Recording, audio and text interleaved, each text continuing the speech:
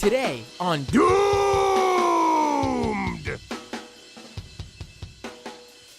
Oath Keepers, Proud Boys, right-wing YouTube pundits, we will be talking about the latest January 6th committee hearing that occurred, Tuesday? That's today. Well, we're streaming now, July 12th, just hours ago. And it was certainly an interesting one. There were a number of text messages and video clips that were shown that really sort of revealed some of, Trump's confidants and even just Trump supporters' views going into the events of January 6th when pro-Trump supporters stormed the Capitol in hopes of overturning the 2020 presidential election results for Trump. And joining me to talk about this all, let me bring us both up on the screen here. Give me 1 second. Is Chris Harrington, research director at Media Matters. Craig Harrington, research director at Media Matters. What did I tell you? Easiest name on the planet right before we went live, and I was going to mess it up going into it. Don't know why I called you Chris, Craig. I've gotten a lot of Chris's, so it's all right. That's very kind of you. I'm sure that's never happened before, but I appreciate it. So Craig, I'm really happy that you're able to join me today because, this was certainly a very interesting hearing from the standpoint of, I sort of feel like I've said this for every hearing so far. As someone who's followed the events of January 6th, I'm sure you feel the same way from before January 6th, 2021, and the lead up, and even the time before the 2020 presidential election when Trump's supporters and administration members and, we're all talking about what they would do in the event that Trump would lose. So nothing really blows my mind, but in terms of new revelations, from the very some new thing that we just learned about that I had no idea happened, but to see there are little things specifics that Trump did, trying to grab his presidential car steering wheel, but it is surprising and amazing and revealing to me every time specifics and details come out, which all these hearings have done a lot of. What are your feelings on the hearings in general, I guess? Well, one thing that I think, you're just talking about the specific revelations, one of the very interesting things that came up in the hearing today, you were saying that it wasn't that surprising. Lots of people who were sort of Trumpologists knew that he was going to try to hold on to power at any cost. I actually thought that what happened on January 6th was more likely to happen on January 20th. And we found out today in the hearing that originally the pro-Trump rally organizers were planning to have their rally on the Mall later in the month, on the 20th. And Trump was the one who requested moving it up 2 weeks so that it would land on January 6th. And so that his mob wouldn't simply disrupt inauguration, but would actually be there to prevent the certification of the Electoral College. I predicted that all of this was going to happen on the 20th, and then January 6th became the date. And we found out some more details of that in this hearing today. That was a choice that wasn't just beneficial to Trump, but it may have come from the top. That there was actually some coordination to move the date of the rally so that they could besiege the Capitol for this specific purpose.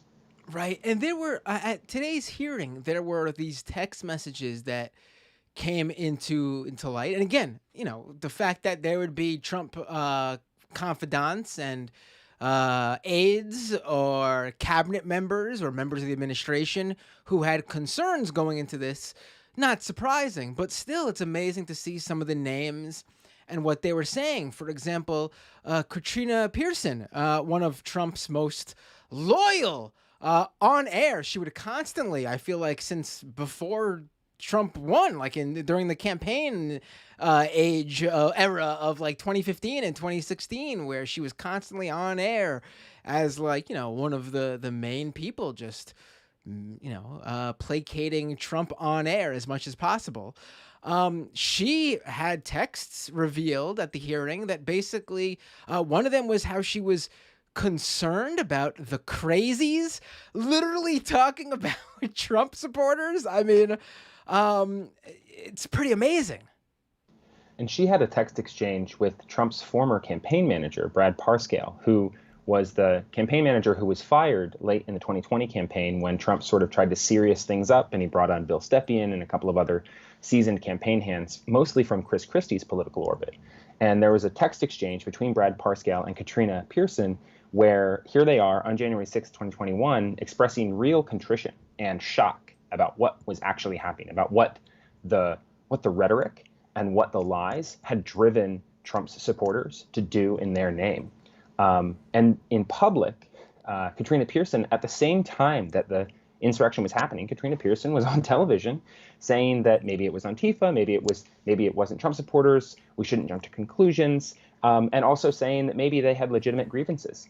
And meanwhile, Parscale, for his credit, seems like he expressed all this contrition here in this testimony, or in the text exchanges that were included as evidence in the hearing. But Brad Parscale is working to reelect Donald Trump right now.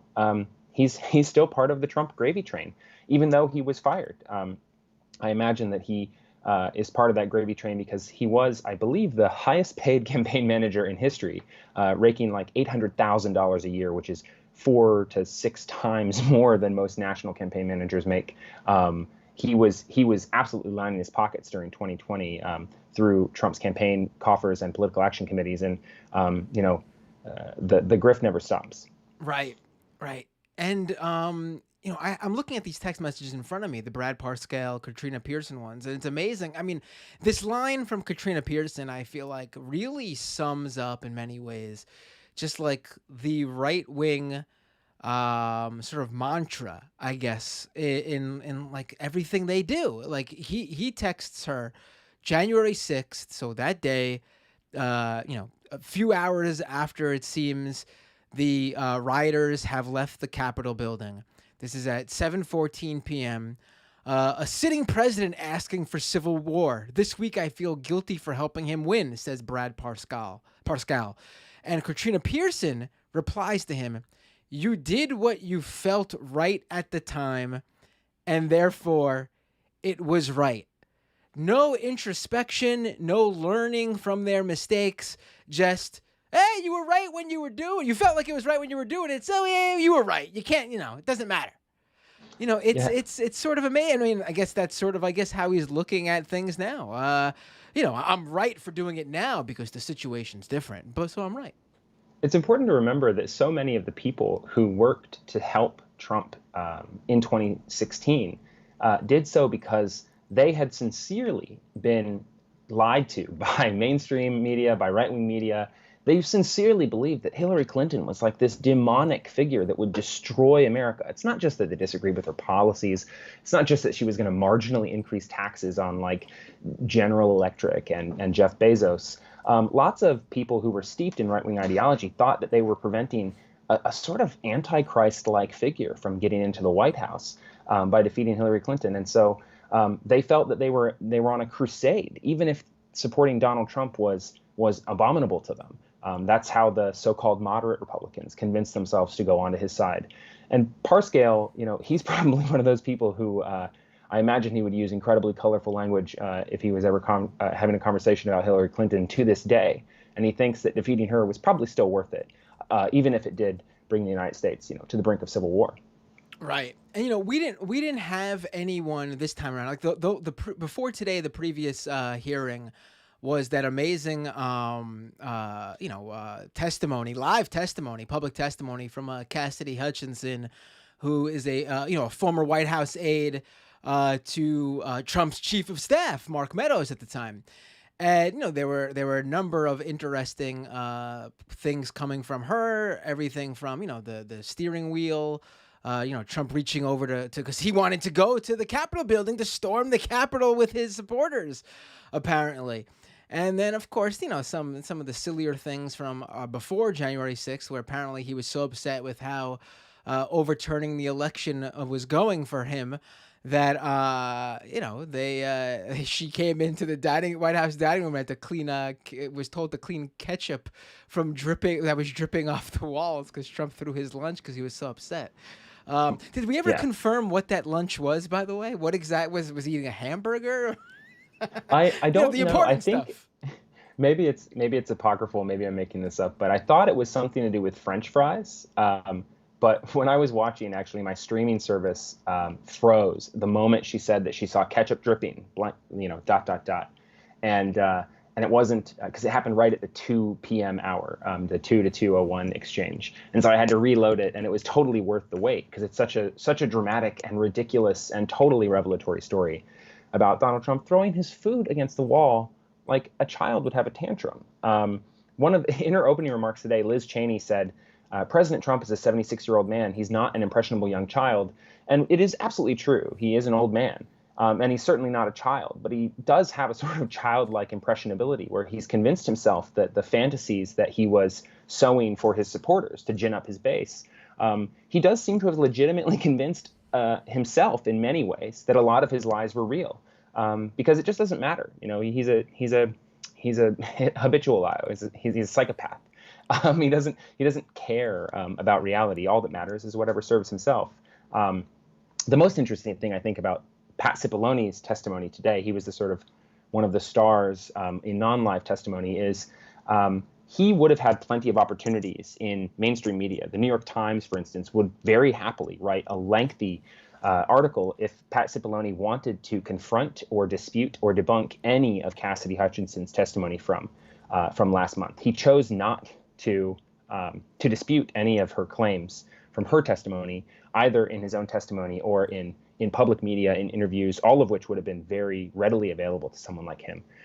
But his testimony today also corroborated or didn't debunk specific claims and considerable amounts of her testimony. So her sort of star turn from that sixth hearing really is even on more solid ground after today's seventh hearing. And I guess one other interesting note is that the January 6th committee originally, I think, only scheduled 5 hearings. We're already into 7. There are at least 2 more, though I suspect that there may be as many as a dozen or 15. They seem to have an endless amount of information.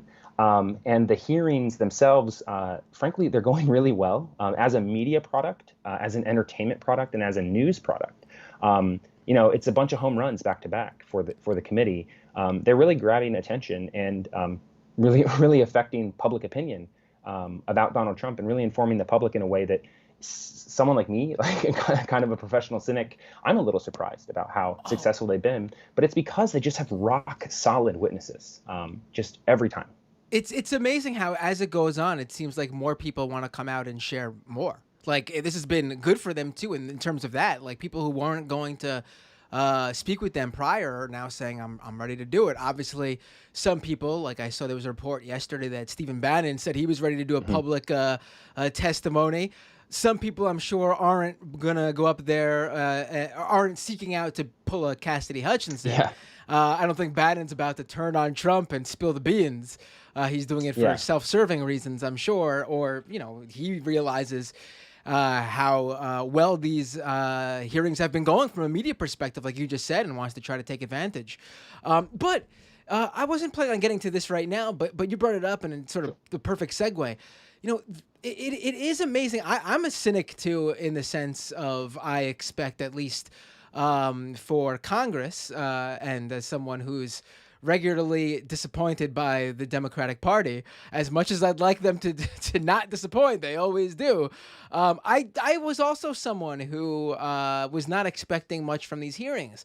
And I'm not one of those people who is like, downplaying January 6th or move on. No, I think, it's important, especially if the purpose is to hold people who were responsible accountable. Like, it actually really upsets me that the only people who've really been held accountable for anything that happened on January 6th are like the low-level pawns who were brainwashed by Trump, like the QAnon believers, the MAGA faithful, like you're just ordinary, everyday Trump voters from like the from the guy showing up and sleeping outside all his rallies to like the small business bourgeoisie who were flying in on their private plane to go to January 6th, regardless of where they were on the class spectrum. everyone who sort of had any sort of consequence, like jail time or anything like that, have been sort of like no level in terms of like the planning and preparation for this stuff. Just the people who showed up and broke into the Capitol. And of course, they should face the consequences, but they're not really the ones who, when facing the consequences, a message will be sent.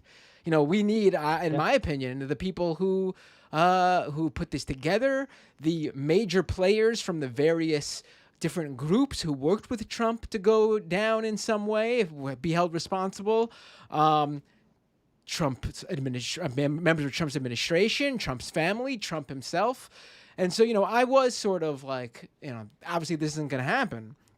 So these hearings are but like you said, they've been surprisingly good, which makes it funny that Fox News constantly, when they do have to bring it up, their way of downplaying it, and it works perfectly with what you just said about Pat Cipollone, who for people who don't know, he was like a White House counsel, like a lawyer for Trump's White House.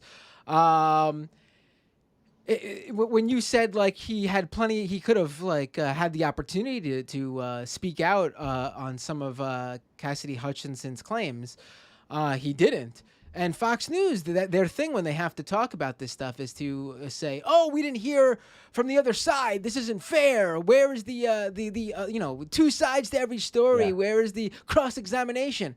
Well, every single one of Trump's side of the story, they don't want to participate in this.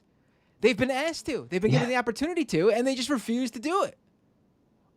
Yeah, and whenever you hear Fox News complain about the composition of the hearings itself and the committee itself, it's important to remember that Nancy Pelosi set up the current Congress with the potential for a huge own goal.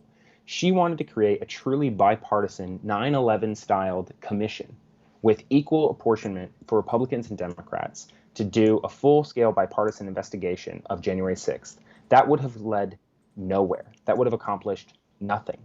And the Republicans, refusing to dignify the merit of an investigation itself, refused to participate.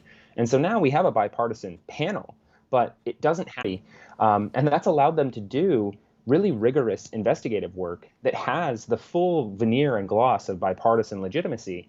And they don't have Jim Jordan or Jim Banks on the committee destroying it from within the way that, say, like the bipartisan Benghazi commissions were just a total farce and created into a farce by Republican operatives sitting on those panels. But you talked about how the people so far who have actually been punished for January 6th are so low level. We saw one of them today. Stephen Ayers was one of the two live witnesses today. He testified that this destroyed his family. It strained his marriage. He lost his job. He had to move. He served time in prison for committing a felony trespassing. All you have to do is walk up those steps. I used to live in a part of the city and work in a part of the city where I would intentionally walk across Capitol Hill every day. Do you know how many times I would have loved to walk up those steps and cross the threshold and just take a photo? But that would have been a crime. I would have been at best escorted off the premises and potentially like arrested. And hundreds, thousands of rioters broke into the Capitol. Every single thing they did in there was a felony. And he's had the book thrown at him, and it's destroyed his life. But the 147 Republican incumbents, 138 in the House of Representatives, and 9 United States senators joined that armed insurrection that day. They joined the insurrection. They voted to overthrow the election results in Arizona, Pennsylvania, Wisconsin, or at least attempted to. They lodged attempts to decertify those election results. That is an insurrection, and none of them will ever be held accountable. And frankly, the House had an opportunity with a Democratic majority to frankly expel many of those people, and they chose not to. You know, we've seen Marjorie Taylor Greene and Lauren Boebert threatened with like losing their committee assignments. But the people who joined the insurrection should have been expelled from Congress. That's what we did during the Civil War. And it was the right thing to do. And we didn't do it. And so they're still there, gumming up the works and just waiting in the wings to take the majority next year, this year, if the midterms go the way that historical precedent might indicate they may. Right. Yeah, that Stephen Ayers testimony was amazing in terms of like I think that's another really important thing. Even if every single one of those, like, Trump pawns who are basically used as warm bodies to, hide the real motives or the real plot from, the high level Trump players who are working directly with the White House to figure out how to overturn the election. I don't, there's a certain, like, I don't want to say empathy or feel bad for them, because obviously they did what they did and there's consequences. And when you even listen to that guy Stephen Ayers, like, he was talking and they asked him if he still thought the election Yeah, was stolen, and he sort of he like still kind of believes it. yeah, you could hear.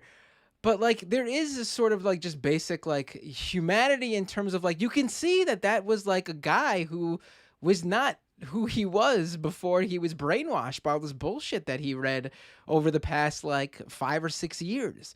And like it's amazing that like that's the guy, and many like him, who paid the price, and still, like we saw with him, are sort of like confused as to where they are, where their thoughts lie here. And you have, the players who put this all together. Not even, honestly, I don't even think the most of them are breaking a sweat. I don't know. Maybe some of them are worried because they're not that important to Trump, but who knows? Yeah, I mean, the Department of Justice and their sort of apologists and the kind of mainstream media pundits you might see on CNN or MSNBC who are just saying, like, just wait, let the process work. They would say, like, this is how you roll up a mob boss: is you start with the low-level enforcers and the nobodies and the drug mules and the simple people to get to the kingpin. But at the end of the day, Stephen Ayers had his life ruined because he fell for a lie perpetrated by a con man billionaire mobster who is completely unaccountable for the crimes and the vast criminal network that operates underneath him, because he operates with just the thinnest veneer of plausible deniability, using the kind of weasel words and an impressionable rhetoric that we heard from Michael Cohen when he gave testimony to the House in 2019. We know how this works.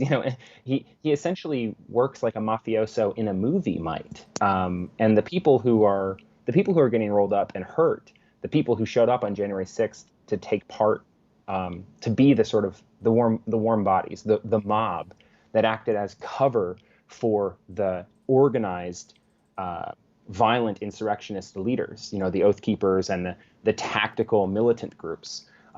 Stephen Ayers wasn't one of them. He was just supposed to be in the way, absorbing police attention and distracting from the attempt to go in and decapitate the government. People, they set up a gallows. People went in there with weapons. They were trying to hunt and kill Nancy Pelosi and Mike Pence. And somehow that entire day, only a single bullet was fired, which is the bullet that struck and killed insurrectionist terrorist Ashley Babbitt as she tried to enter the last barricaded chamber of the Congress, and was just 30 or 40 feet from members of Congress who she certainly had intent to harm. Right. And you know what? Same thing, same thing for her too, though, with Stephen Ayers, in terms of like, again, she did I mean, I wish that nobody died that day, obviously. But, she did what she did. There were consequences. I wish those weren't the consequences. But she's another example of just like a nobody who was used as a warm body, and she lost her life. Like, she didn't have to die for this. And like, they Ashley used her. Babbitt took an oath to her country. She was an Air Force veteran. Yeah. Like she joined the United States military and signed on a dotted line saying that she would die for her country. And instead she died for this lie from this con man who refused to just accept that he had lost Georgia and Arizona and Pennsylvania fair and square. Right. And, another really interesting testimony from today, the only other live testimony, if I remember correctly. Sometimes these hearings just, they all just meld together. Before I forget, another one of the other big Cassidy Hutchinson reveal, in fact, probably the most important, I forgot to mention, from last week's, or the last hearing, was how Trump specifically asked Secret Service to remove the metal detectors because he wanted weapons there. He didn't say those words specifically, but he knew that whoever was armed, he did say this, weren't there for him, to hurt him. I mean, it's a not so subtle way for him to actually just say, I know there are weapons here and I want them to be here because they're not going to be pointed at me. I mean, And from a legal framework, that actually, that admission, if that were admissible in court, which Cassidy Hutchinson's testimony is probably not, but if it's true that you could prove that Donald Trump says that, that's demonstrable proof that he knew that the insurrectionists were there on his behalf, and that he was actually taking part in a violent insurrection to overthrow the government.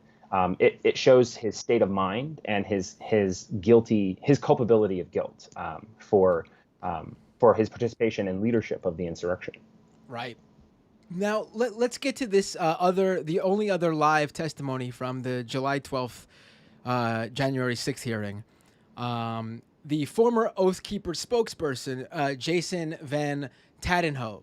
Yeah. This was interesting to me because this was a case of a guy who worked directly with the Oath Keepers. Like it was his job. Like he got paid.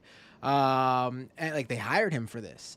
And he left. And the interesting thing is he didn't leave like after the fallout of all this. He didn't leave at the height of Oath Keepers working with Trump. So you could question if they're self-serving motives. Well, obviously, in a way, it is self-serving. But this isn't a guy who just recently came to light and said, "Oh, I'm out of here because of the consequences I'll receive." This is a guy who left years ago. Like, what was it, 2016, I believe he left the Oath Keepers. So to me, like, this isn't like the word of somebody who's just doing what he can to cut a deal. This is a guy who was not involved in any of this, but knew the inner machinations of this group and how they worked. And fascinatingly, he testified that he first became exposed to the Oath Keepers during the Bundy Ranch standoff with the Bureau of Land Management back in 2014. And so the sort of quick refresher here for people who don't remember or have total recall of 7 years ago was a right-wing rancher was stealing essentially federal land. He was illegally grazing his cattle on federal land, which essentially he was stealing from the taxpayers by doing that. And the Oath Keepers showed up when the Bureau of Land Management threatened to seize his cattle. They showed up with long guns and they staked out the premise, and they held the Bureau of Land Management, federal law enforcement officers, at gunpoint until the law enforcement officers relented and gave this individual, Cliven Bundy, they relinquished and let him have his cattle back and let him continue illegally grazing on federal land, destroying a natural habitat and stealing from the taxpayers. And just imagine a scenario where armed insurrectionists, and this was an insurrection, very much, armed insurrectionists show up and point guns at federal law enforcement officers and win without a fight. That's what happened, and that's what the Oath Keepers are. They were founded in 2009. I believe it was in March 2009. It's not an accident. This was like the 6th week of Barack Obama's presidency. And the oath that they're supposed to be keeping is the same oath that Ashley Babbitt took, right? It's the oath to defend this country from all enemies, foreign and domestic. And they believe that they still owe that oath to their country even after they leave uniform. And what the witness testified to was that this wasn't just a veterans organization. It wasn't a hunting group. It wasn't a social club. This was a violent militia organization that was intent on overthrowing the government. And he knew because he joined that organization. He was pulled into it by their rhetoric and the extremism. I think he actually said that experiencing Holocaust denial from some of the Oath Keeper leadership is what drove him out of the movement when he realized they were just totally off the deep end. But he's someone who knows how this extremist movement works because he was radicalized by it and he joined it willingly and was a spokesperson for the organization for several years, though not, he didn't describe himself as a member himself. But the Oath Keepers are this violent militia group, and really calling them a militia is somewhat too much veneer. Militias are illegal in the United States. The only militia in the United States is the National Guard. That's the well-regulated militia mentioned in the Second Amendment. Every other militia is a criminal organization. And so the Oath Keepers aren't a militia. They're a domestic terrorist group. At best, they're a criminal gang, but it's certainly organized crime of some sort.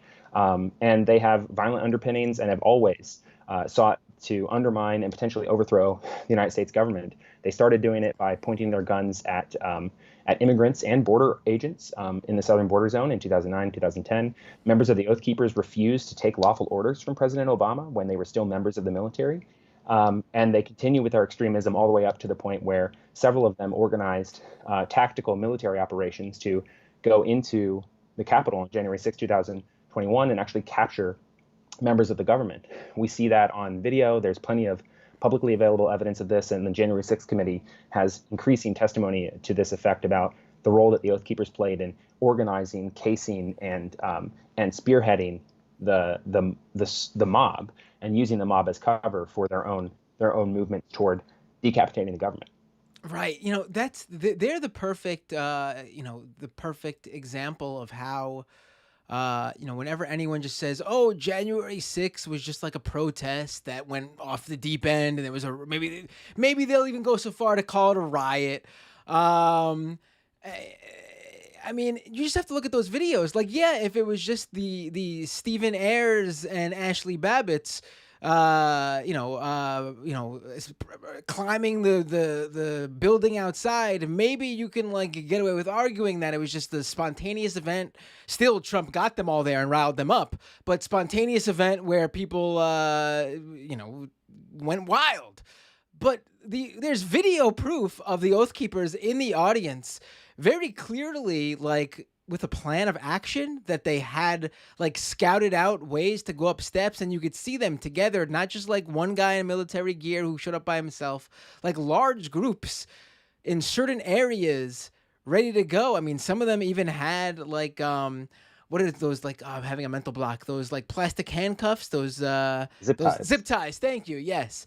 I mean, this was very clearly an orchestrated event. If you just look at them, like, you don't have to look at the other many groups, and the fact that Trump brought all those even low level people there specifically to do that. Even if you want to look past all that, the Oath Keepers are right there, pretty much in uniform, to show you how established they are as a unit. I mean, it's the most fascinating thing about this is, I don't want to go too much into old history, but the Oath Keepers, essentially, the Capitol riot, right, the insurrection, was the Arab world up in protest about that video in 2012.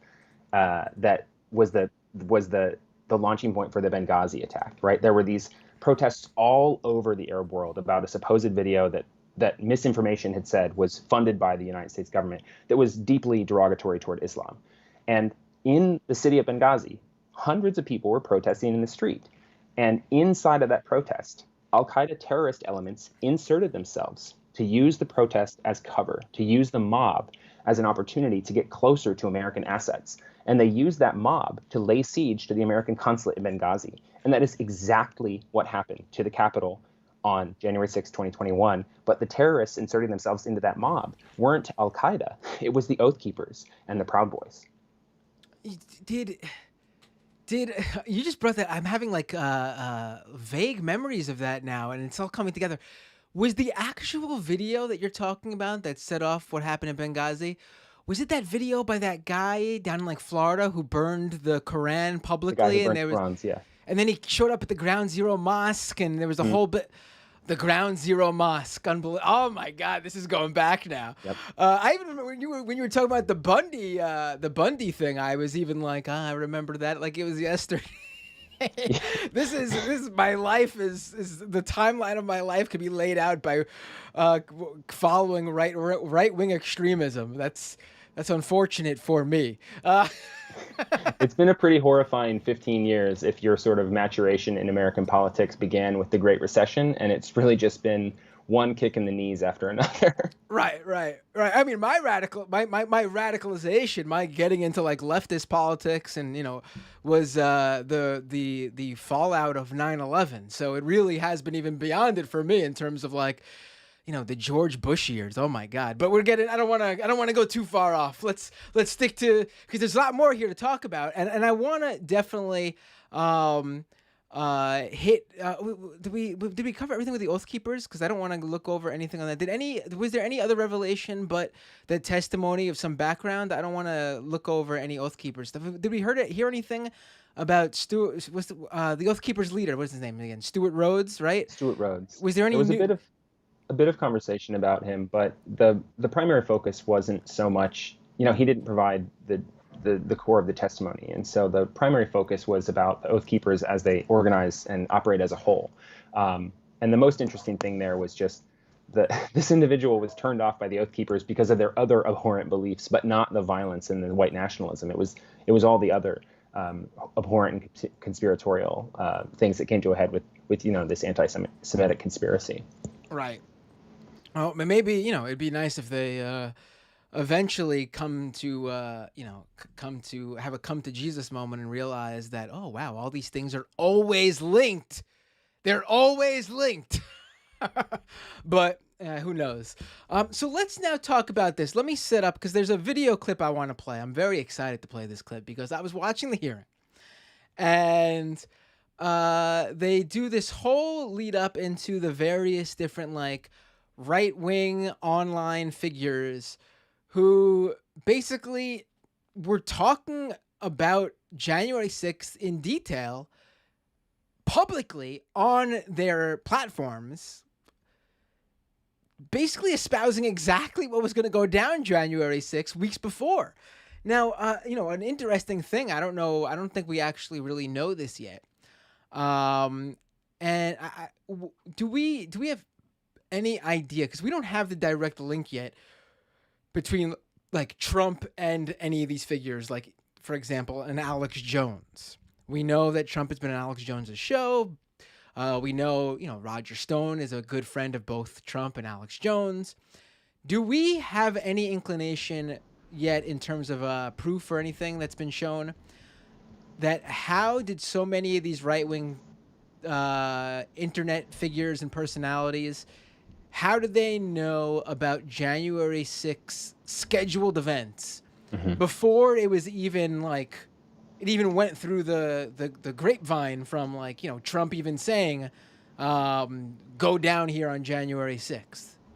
Yeah, so there actually is video, I think it was from about a year and a half ago, where Alex Jones claims that he was asked by Donald Trump to lead the march from the rally to the Capitol. I believe he said that the conversation between him and Trump happened on January 4th of 2021, and that he was specifically asked to lead the march on the Capitol. That hasn't been corroborated, and the source is Alex Jones. I guess you can always trust a dishonest man to be dishonest, right? And so he is a professional liar. We don't really have corroboration of that from another source. But we certainly do have some circumstantial evidence now presented by the January 6th committee that this constellation of right-wing figures, including Alex Jones, seem to have been in conversation with one another ahead of January 6th, and they knew that Trump was planning to spontaneously lead a march down to the Capitol building. That doesn't prove that Alex Jones wasn't lying. He might have just opportunistically joined in the fray. But it does prove that there was some coordination by some people who at least had an indication of Trump's thinking, if they weren't actually engaged in the sort of strategic conversations with Trump himself. All right, so let's play this clip. I know that a number of people in this clip are probably not happy that they're in this clip. I know one very specifically is very unhappy that he's in this clip. I'm sure he'll be talking about it tonight on his show. I don't want to give it away for people who don't know what I'm talking about. You'll be surprised to see. Let's play this clip right now. It's Saturday, December 19th. The year is 2020. And one of the most historic events in American history has just taken place. President Trump, in the early morning hours today, tweeted that he wants the American people to march on Washington, D.C. on January 6, 2021. And now Donald Trump is calling on his supporters to descend on Washington, D.C., January 6th. He is now calling on we the people. I just got to pause it for a second and just rewind for people watching on the video, and to let people who are listening to the podcast version of the show know that, yes, you were hearing Tim Pool December 19th, 2020, in a YouTube video that was submitted in this compilation from the January 6th committee about right-wing media personalities who were talking about this event before it happened. And in the little chyron they put for him, they put Tim Pool, pro-Trump YouTuber. Oh, boy, yes. Continue. Let's continue. January 6th. He is now calling on we the people to take action and to show our numbers. We're going to only be saved by millions of Americans moving to Washington. This is a right-wing commentator, Matt Bracken, for people listening to the podcast. Occupying the entire area, if necessary, storming right into the Capitol. We know the rules of engagement. If you have enough people, you can push down any kind of a fence or a wall. This could be Trump's last stand. And it's a time when he has specifically called on his supporters to arrive in D.C. That's something that may actually be the big push Trump supporters need to say, this is it. It's now or never. You better understand something, son. You better understand something. Red wave, bitch. Red wave. Now, this is a guy, a pro-Trump YouTuber named Salty Cracker, also goes by MAGAFET. And I gotta say, out of all the people they showed, this one even threw me for a loop. And I'm pretty sure I thought I followed all these guys. Were you familiar with Salty Cracker? No, a lot of us were laughing about this. Our most QAnon embedded researchers are familiar with him. But most of us just had a good laugh along with the rest of the audience. He's quite obscure, though very influential. You can build enormous followings on YouTube, where you can essentially just radicalize teenagers, and that's his whole business model. Right. I mean, you can see with the MAGAFET branding there. But good to know that January 6th committee really dug deep and pulled this guy out. There's going to be a red wedding going down January 6th. On that day, Trump says, show up for a protest, it's gonna be wild. And based on what we've already seen from the previous events, I think Trump is absolutely correct. Motherfucker, you better look outside. You better look out January 6th. Kick that fucking door open. Look down the street. There's going to be 1 million plus geeked up armed Americans. The time for games is over. The time for action is now. Where were you when history called? Where were you when you and your children's destiny and future was on the line? I mean, it's an amazing compilation, and it really drives home the point that they wanted to make. But also, I need to say, again, I really need to drive home as someone who specifically went on Tim Pool's show just 2 months ago to drive home that point of the self-proclaimed disaffected liberal is not that self-proclaimed disaffected liberal. I was a great joy. I know exactly he was going to say that him being labeled a pro-Trump YouTuber just shows how little the January 6th committee has done research-wise, and it shows that you can't trust anything they say because they got that wrong. You know, the guy who claimed that Trump would win a 49-state landslide in 2020 over and over and over again, and even at times said maybe even a 50-state landslide. I guess that's someone who's not a big Trump fan, according to Tim Pool claiming that he's not sort of a Trumpist is somewhat like it's almost as silly as Sean Hannity often says, like, I'm not a registered Republican, I'm a registered conservative. And it's like, Sean Hannity is a professional Republican operative. Like, he's a political operative who helped run Trump's administration from his chair at Fox News. The idea that he's not a Republican is a sham. And Tim Pool, he's very, very proud that he used to work at Vice, and so he pretends to be a Brooklyn hipster liberal. He's just one of the sort of regular libertarian crypto-fascist adjacent people that that you might have met in college and decided that you didn't want to talk to them anymore at the parties. Right, or in my case, you might have met that person right there in the Tim Pool compound. So let's talk about. Do you think what do you think the next hearing is gonna be? Do you have any idea? I mean, I know they sort of drop this stuff pretty pretty late. I don't it's a little bit. That's my one complaint about the media the media planning around this, that they sort of just randomly, and I get in the case of Cassidy Hutchinson, where she basically came out and said I'll do this, and they quickly put it together.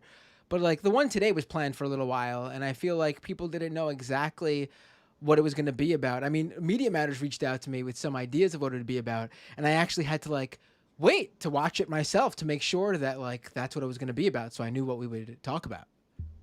Yeah, the thing is that they keep breaking news in each hearing, and the hearing each hearing is affecting the witness behavior. into the next one. Liz Cheney talked about this in her opening statement. Cassidy Hutchinson originally was stonewalling the committee, and after watching the first 3 hearings, she came forward and offered new testimony. Maybe it was even the first 5 hearings, and then she offered to change her testimony or enter new testimony, more explanatory testimony in the 6th hearing, because of the fact that things change sort of live. It's difficult to get a hold on what the content is going to be ahead of time, though that probably actually prevents them from getting sort of trapped in a news cycle that's trying to debunk the hearings before they happen. Cassidy Hutchinson's claim that Donald Trump lunged for a Secret Service agent, for instance, became a day-long news story where even serious journalists like Jim Sciutto and others from CNN were relaying what is probably misinformation from pro-Trump Secret Service sources, claiming that didn't happen. But she said it under oath, on the record, under threat of perjury, and they're talking on background to a journalist. I think that the next one is going to be mostly focused on the documentarian Alex Holder and his work on the Trump family in the lead up to January 6th. He has thousands of hours of archival footage and video from interviews with the Trump testimonial interviews with the Trump individual family members from September through January, September 2020 through January 2021. I believe that is going to be the focus of the next hearing, but they could change that. That was supposed to be, that was what we thought the hearing was going to be about on Thursday, and they decided not to hold a hearing this upcoming Thursday. They're going to do it next week. So they may change the content of that in the lead up based on new witness behavior. It's totally possible that this hearing, which I think was a bombshell and great TV, is going to affect people's behavior and have them reach out to the committee again and try to add more details to the story. This is certainly not. We're not near the end of this committee hearing structure. I think that is a safe assumption. Right. What are your feelings about Liz Cheney? I have to ask because, I watch and I get why it's important to have a Republican there. And at the same time, though, I feel like, unfortunately, the way, at times politics becomes a sort of, how do I put this? Like a team sport where people like act like it really is entertainment, like there's nothing real on the line. They hear Liz Cheney saying stuff they like, and all of a sudden, Liz Cheney good, which shouldn't be the takeaway. Yeah, I mean, I imagine that Liz Cheney and I disagree on literally every policy imaginable, except she and I both are opposed to fascism, at least Trump's fascism. Whether or not she would have opposed her own father or the Bush administration's like more despotic and authoritarian impulses remains to be seen. This is a woman who supports torture, who played footsie with every Republican conspiracy about Obama and Clinton, and who sought and received Trump's endorsement in her previous election cycles. It was literally just that she didn't want to overthrow the government on his behalf. And in this case, that's enough because, you're kind of going to war with the army you've got. And, Adam Kinzinger, he was never like a technical Benghazi truther, but he certainly like let himself be adjacent to the Benghazi truth movement. And he would say things like, well, why did we have a stand down order, which didn't happen? And why didn't we buzz the embassy? He's a combat fighter pilot. He knew that wasn't possible. And he would still say stuff like that. Just because they didn't want to take part in Donald Trump's fascist coup doesn't mean that they are that they're suddenly absolved of all of their other horrifying draconian right-wing policy positions. But it is heartening to know that like these people on that committee, they wouldn't vote on anything together, but they're there on this. And I think that's kind of what makes it work. I know anecdotally speaking with my own family and friends, that's what works for the people who aren't as politically attached. My mom is no fan of Liz Cheney, but she's listening, and it's working. Right. Yeah, I feel like strategically, obviously, it's good to have her presence there. I just know how, the way it works with the Democratic Party. I could picture Nancy Pelosi shooting out a fundraising email saying, let's thank Liz Cheney for her work on the January 6th committee. I mean, just you don't have to imagine too much. Wasn't there already a New York Times op-ed saying that Liz Cheney should replace Vice President Kamala Harris on the ticket in 2024? I mean, my God, you right. don't have to imagine it. The Twitter account Doug J. Balloon, who does fake New York Times pitched Biden Cheney 2024, and then like the next morning, that was an actual op-ed in that newspaper.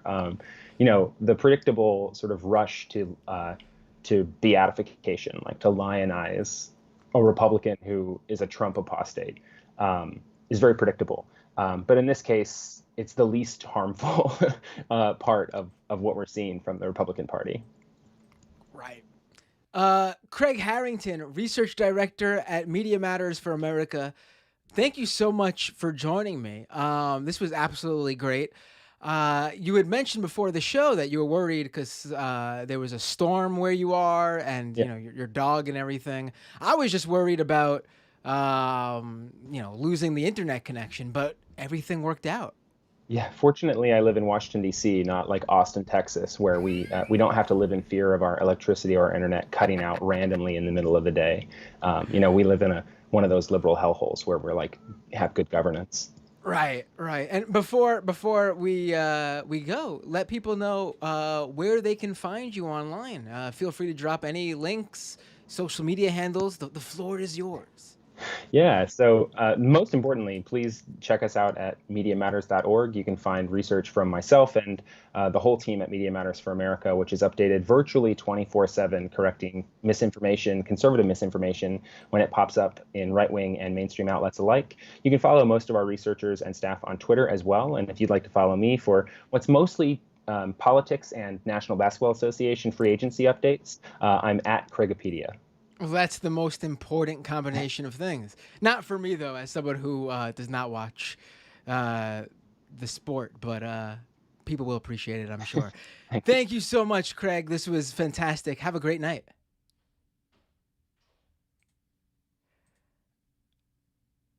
All right, ladies and gentlemen. Bloop, bloop. That's not all for you and me. We will now be going to the second half of the show where I will be opening up the phone lines. And you, that's right, you, dear listener, can call in and discuss, well, quite frankly, discuss anything you'd like. What would you like to call in and talk about? What did I do with, there it is. I could not find, no, that's not what I need. I need to switch the camera. Where did that go? There it is. This hidden window. Here it is. All right. So before we go to the second half of the show, where you can call in and we'll talk. Oh, and you could leave a super chat. YouTube.com/Matt Binder. Drop a super chat. I will read all the super chats in the second half of the show. If you're watching on YouTube, of course, you can do that. If you're watching on Twitch, twitch.tv/Matt Binder. You can subscribe with on Twitch as well. If you're an Amazon Prime subscriber, you can connect your Amazon Prime account to your Twitch Prime account, and every single month, Amazon gives you a free Twitch Prime subscription. Basically, free money for you to give to your favorite Twitch creator. I'm telling you this because I hope you give it to me, but if you don't, just make sure you use it. Give it to some Twitch creator that you really enjoy, because otherwise you're just letting Amazon keep the extra money. And to show you how much I care about you, it is Prime Day. July 12th and July 13th. I'm not telling you to spend money with Amazon. If you want to, that's up to you, but I'm not telling you to do that. Why I am bringing it up is because if you are a Amazon Prime subscriber who's going to connect your Twitch Prime account, this is also something you could do during those 2 days that I don't know if you know about. Amazon's giving away like 30 video games for free. And they're not too shabby either. What were the games? One second, I'll pull it up for you guys. Because I know if you're watching me on Twitch, you're a gamer probably, right? Or maybe you're not, but I don't know. 30 free games for Prime members on Twitch for these next 2 days. You just got to like log in and claim them. Star Wars Jedi Knight, Jedi Academy, Star Wars Republic Commando, Metal Slug 2, Mass Effect Legendary Edition, Samurai Showdown.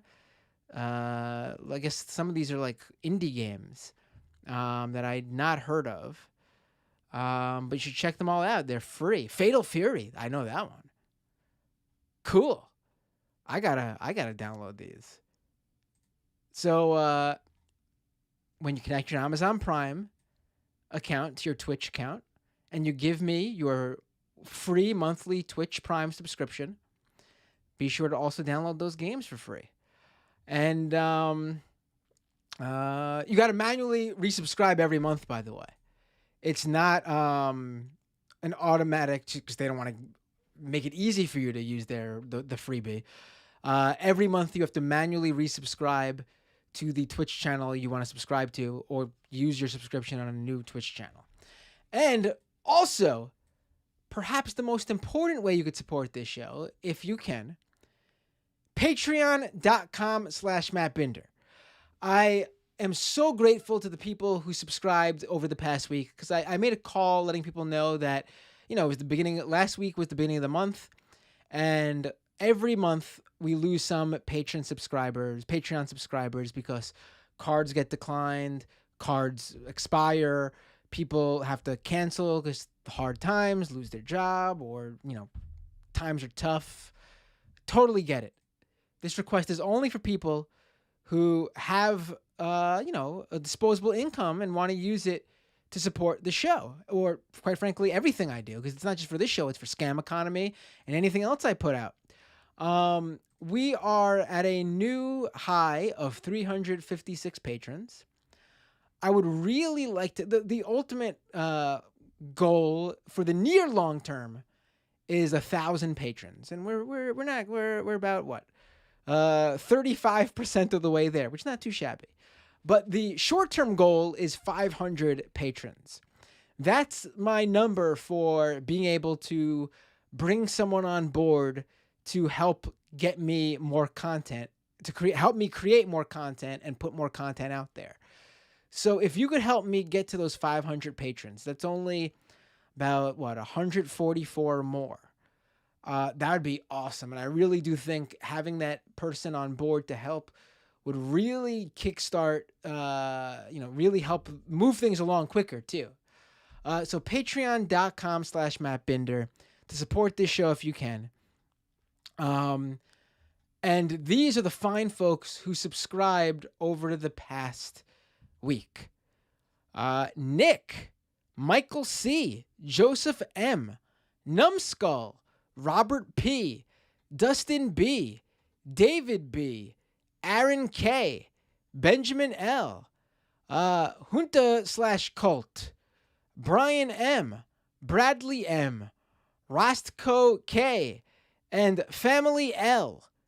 Thank you so much for your support, for helping keeping this show going, helping keeping Scam Economy going, and both shows growing too. And I would like to do more stuff as well. More YouTube content, more straight up call-in live streams, eventually bonus patron-only live streams I'd like to do. I'd also very much like to relaunch the newsletter I was running, do more long form. When I mean long form, I mean 15, 20-minute YouTube videos that investigate something, like the Jimmy Dore Boogaloo Boy video I did last year. Literally, the Patreon subscribers will help me do all that. So thank you all so much. And, we got a Twitch hype train going right now. What? Twitch.tv/MattBinder. All right, let me thank the people who just subscribed to Twitch as well. Princess Monocle, resubscribe with Prime, subscriber for 2 months. Sigma Mayo, subscribe with Prime. DCastle79. Teacher Lauren, resubscribe with Prime, subscriber for 2 months. Speculum Fight, resubscribe with Prime, subscriber for 6 months. Nohema Star, subscribe with Prime. After 1111, subscribe with Prime. Dom Rutt, subscribe with Prime. Artistic Simplicity gifted a 1-month subscription. Delusium resubscribed with Prime 5-month subscription. NamDayNet resubscribed for 1 month at 2-month subscriber, I should say. Muda Supreme gave a gift community sub. Ritsky Biz with the resubscription with Prime 4 months in a row. Tabby Cat gave out 5 community gift subs. Zachamania resubscribed with Prime. 5-month subscriber there. These are all people who subscribed on Twitch over the past week. Most of these are from today, though. Lauren, or like literally during the stream. Lore Gonomy subscribed with Prime. Grishamer subscribed with Prime. Thank you so much. Just now, a social communist gifted a 1-month subscription. Thank you so much. Really appreciate all the support, and you got me to the next level hype train over on Twitch. All right. Doomedcast.com for the podcast version of the show. All the links are there. If you can, it's been a little bit since like a month since anyone, but still usually I get like 1 written review a month usually. It's been a month since anyone left a review on the Doomed Apple Podcast page. We're only like 20 reviews away from 400 reviews. If you can leave a review on Apple Podcasts, just go to go to Apple Podcasts, type in Doomed with Matt Binder, and leave a review, star review, written review. Also, do the same on Spotify if you can. Go to Spotify, type in Doomed with Matt Binder, and just leave a star review if you can. It's a big help to get more people, to get this show in front of more people. Do the same with Scam Economy if you've already done that for Doomed, and vice versa. Scameconomy.com for all the links for Scam Economy. Follow me on Twitter at Matt Binder. And if you're not sticking around in the live stream or are a Patreon subscriber, if you're just listening to the freebie podcast, this is where I say goodbye to you. Everyone else, stick around. I will be doing calls, reading YouTube super chats, taking your comments, questions, and more. For everyone else, I will see you. Just give me a minute to, refill my soda and everything. For everyone else, I will see you next time on Doomed.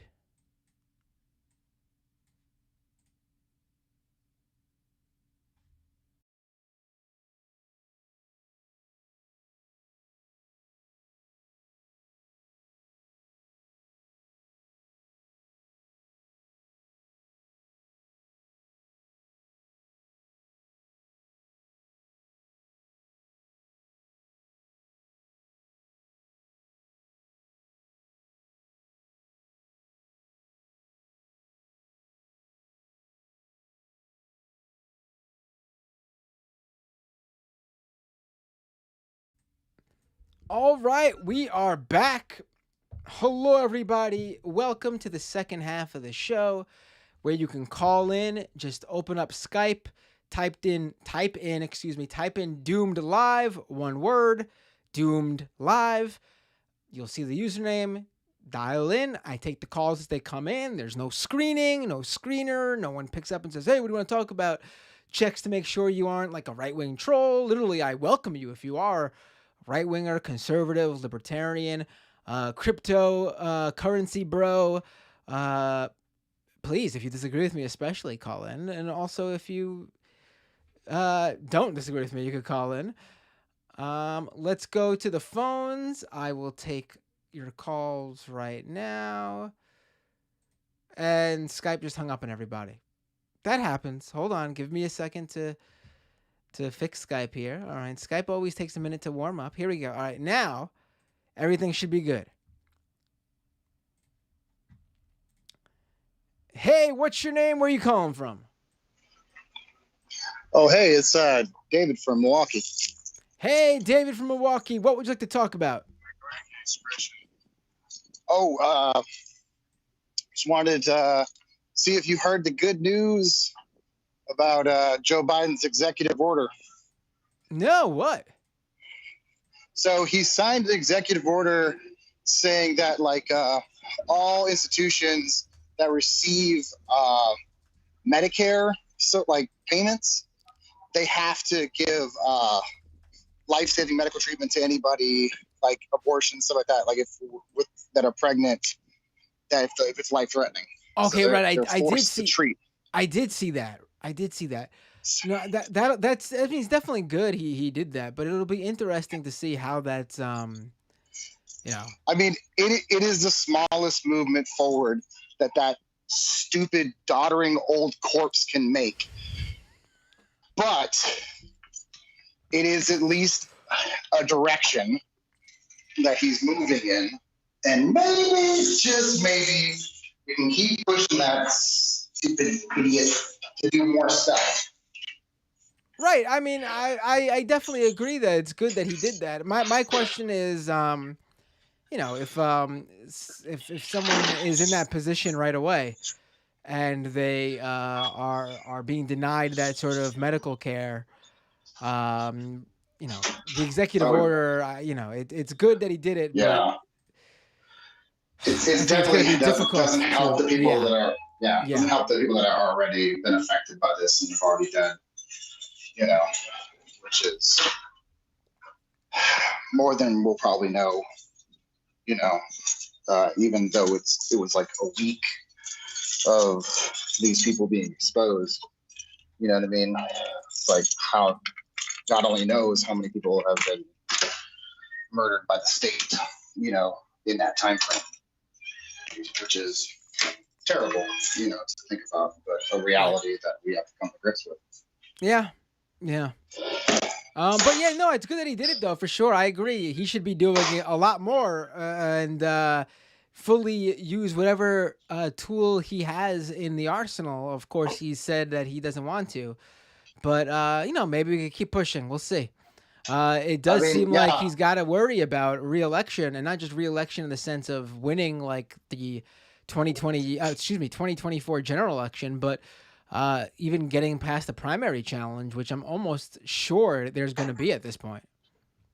I mean, definitely. Like, also I want to share some other news. So I'm a part of DSA, and I'm in a couple of organizations within DSA, and I learned, like, just diving into a little bit of electoralism here, is that our municipal judges are elected.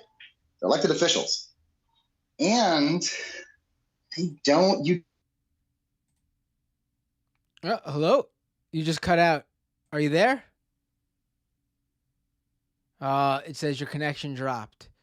I'll give you a second. You just came. Hello? Oh. You Can dropped. you hear me again? You dropped completely. I can hear you now. It cut out right after you mentioned you just found out that your municipal judges are elected positions. So yeah, they're elected positions, right? And those municipal judges here in the state of Wisconsin don't need to have a law degree. Like, you don't need to be admitted to the bar to be a municipal judge. So I encourage everybody to look in their local areas, because like there are certain pressure points within our society that are, you know what I mean? That like they have an immense power that nobody pays attention to. You know what I'm saying? Right. And I mean, like, when you just said that, there's I said, real material. There's real material things. Like, how many people get arraigned in front of a municipal judge? Like, how many people are brought before, you know what I mean? Like, it's just like, okay, like if the right's going to do what they're doing with the courts, we might as well do it at the local level too. Meaning that we might as well, you know, how many people could you pardon in a year before they recalled you? You know, how many cases could you throw out? How many people could you be like, oh, well, this person, you know what, instead of remanding you to the jail, you're a nonviolent offender, I remand you to home instead of putting them in the jail, right? You send them on house arrest, you know, await trial. I'm going to remand you on, you know what I'm saying? You're not a flight risk. Bye. See ya. Right? Like, a lot of these like local small town judges they have a lot of leeway when it comes to sentencing or like how they hold you or what happens, you know. And there's a lot of like, there's a dozen different positions that are in your town that affect you directly that make your life worse, you know? Right. I mean, when you mentioned that those positions you don't need to have a law degree, you don't have to be like a lawyer or be on, you know, I was like, holy, I'm gonna go become a judge. Over there. That's what I'm saying is that like Yeah. you don't have to have an economics degree to be your county treasurer. And guess what? You control where the money goes. Yeah. You know, like this is you don't have to have an education degree to be on the school board. You know, like if you don't agree with all this, like you know, I don't know.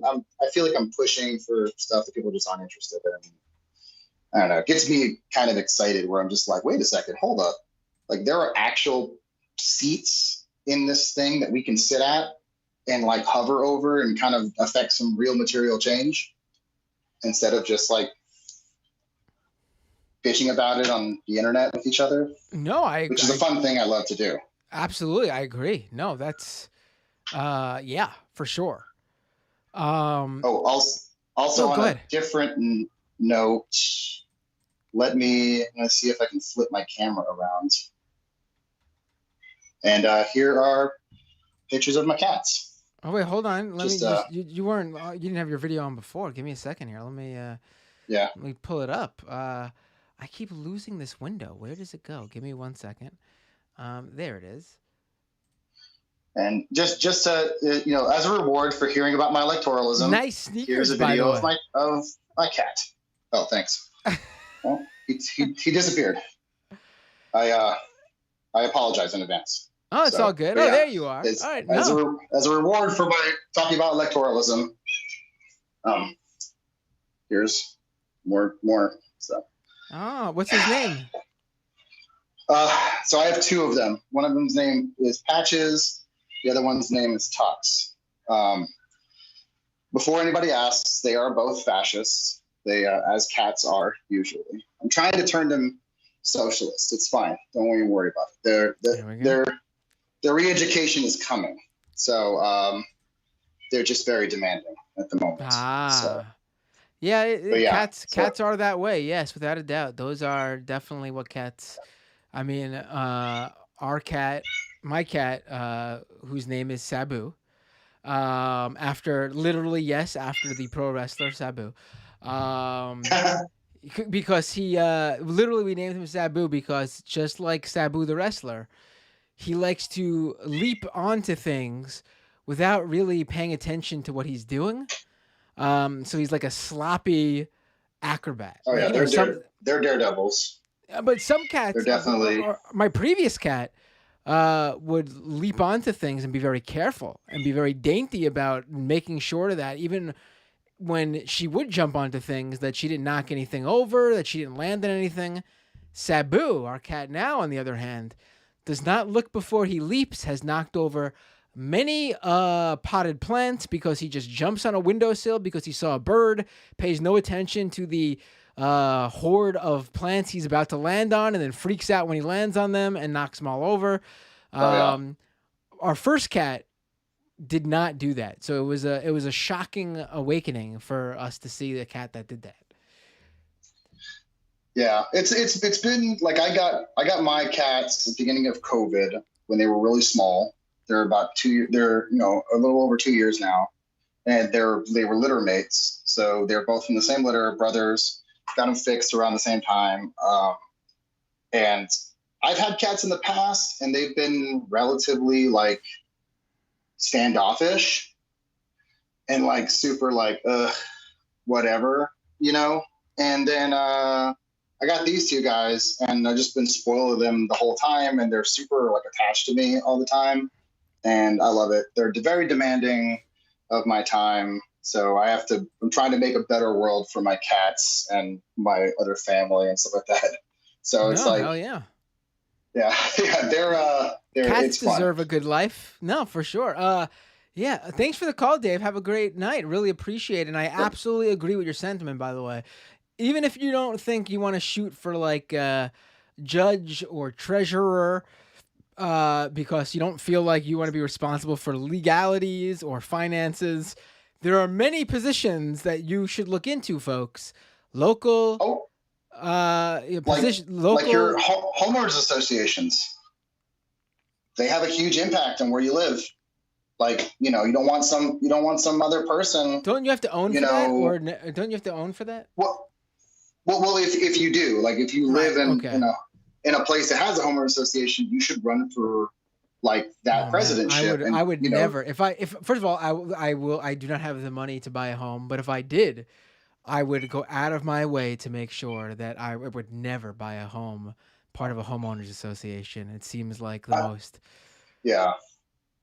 I tell people this all the time. It's like it's a remnant of Jim Crow, anti-Irish racism. Like, it's what it is. Like, there are still homeowner associations with charters that, like, you can't sell to someone that's not blood related to you. To me, it sounds like it's like take that what that means. To me, it's like you put down all this money to buy a home, and then you have a group of landlords who are still telling you what to do and what you can do. What's the point then of buying a home? Yep. That's why if you're unfortunate enough to live in a place that has a homeowners association, you should run for that shit and then dismantle it. Like, there you can go. do that. Like at least a co-op. At least a co-op makes sense because you all are in the same building. So you do have to like if you choose to live in a co-op, like so you do all have to abide by some semblance of a unified rules and regulations so that the building is maintained and is nice.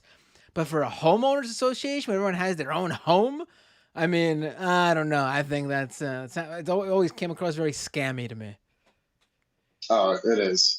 They say that they're protecting your value and they do a bunch of stuff for you. It's like, well, the county does all that shit for me too.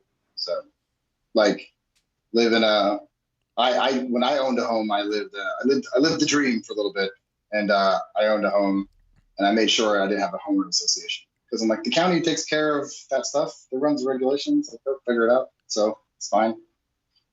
Yeah, I mean, anyways, keep up the good work. Imagine buying. I'm sorry, we got to rant now. Imagine buying a home though, and then someone telling you can't paint your house the colors you want to paint. Are you kidding me? I just paid for this. Yeah. Are you kidding me? But, and they say that they're protecting your property value, and it's just like translation is they're keeping people that they don't like out. Oh yeah, I was about to say there is something more direct that they do to protect their property value, and it doesn't have to do with exactly. Yes. And they'll put that. They'll say like, oh, we filter out undesirables. It's like, it's like they got country club rules, man. Also, imagine you want to sell your home and you got someone telling you who you can and can't sell it to. What?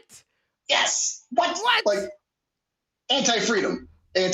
Unbelievable. Unbelievable. Anyways. Have a great night, Dave. Really appreciate the call and the cats and your comments. Take care. Ooh, now I'm thinking about homeowners associations and I'm getting angry.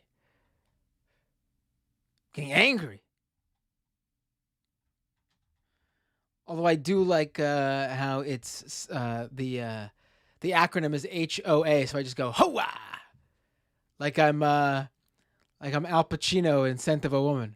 Let's go to this call here. Oh, I just brought them up on the screen. I don't know if they want to, but maybe they're not using a feed. Okay. Hey, what's your name? Where are you calling from? Hey, this is Tabitha from Washington. I'm calling again. How are you? What would you like to talk about? There was so much I can piggyback off of from this previous conversation, and then also with January, the 6th hearing today. But I do want to say, just from his first comment on the good news about the executive order, the Biden's executive order on the hospitals, it still seems like too little too late. Like, he should have been signing so many executive orders by now, but he should have done that the minute that they threatened, even with the leak of Roe v. Wade. And it seems like now he's only doing it because, like, they've started to get so much negative feedback, like he's dropping in the polls because they're not doing anything. They're even getting pushback from like their, celebrity friends that they have to call up to make sure they can get people out to go vote, because that's probably what that call with Deborah Messing was all about, where she made her comment. That call with probably like, hey, that call with the big Democratic supporter, who were big enough to be invited to that call, like Deborah Messing herself, who apparently in the leaked version of what happened, she was very upset with Biden and was wondering what the point of voting was. And I mean, if anything distills the liberal mind, there you go. I mean, we told you. And I'm not saying that. I want to be clear. I'm not saying that as someone who's saying don't vote, because I don't advocate for that. Fully go vote. Like we do have go vote, to vote. But that's not the end all and be all. And also, who you voted for really mattered. And there were people who you could have voted for that would have been a lot better than the person you supported, Deborah Messing. But it is what it is. There's a lot of progressive candidates that the Democratic Party could be supporting over their anti-choice candidates that they decided to throw all of their weight behind. But what gets me too, especially about Kamala Harris and her just botched, terrible interview that I can't even describe the amount of rage. Just this woman, for someone that her biggest kind of moment in the Democratic primaries, when she gave her rebuttal about busing to Biden, that she was that little girl talking about how he worked with pro-segregationists to craft their busing legislation, but she sits back and just lets him looking to nominate to a lifetime appointment an anti-choice pro-life judge in the Kentucky federal court, and she's just going to let that happen, and she doesn't care. She doesn't know what to do. She had no response. Like, you literally made it a point to bring up his bipartisanship and his willingness to work with segregationists as a reason that he affected you in a very negative way with these busing, like his, that legislation, to then turn around and just be completely silent and say we can't do anything, and even support the what he's doing, the weight behind anti-choice politicians, the fact that they're like, we have to work bipartisanly with these Republicans that are never going to work with us at all, that have shown time and time again that they will be like, yeah, you give us our judge, and what, like, the whole, we don't even know what we're getting out of that. Like, there's no, deal that they've made, or there's no agreement upon what, Biden is supposedly going to get a bunch of judicial picks to go through, but who's to say as soon as like they get their Kentucky judge that they don't immediately just turn around and then, block the judges that Biden's going to put forth that they said that they would, pass, because they actually will stop this. Like, they'll, make sure that nothing else passes, like just like with Obama, like they stopped everything. And then when they get their guy in next time, which they very well could, they will then have that opportunity to put in all of those judges. They now also have the judges that Biden gave them. And it's just, I don't know, unless Biden starts like just passing some serious executive actions and doing some like extreme shit, like we're going to lose in 2024. I don't know. We'll see about that. I think I know first of all, fire everything you said. Everything was great. But that last point, I don't know. I feel like if the Democrats just don't, here you go.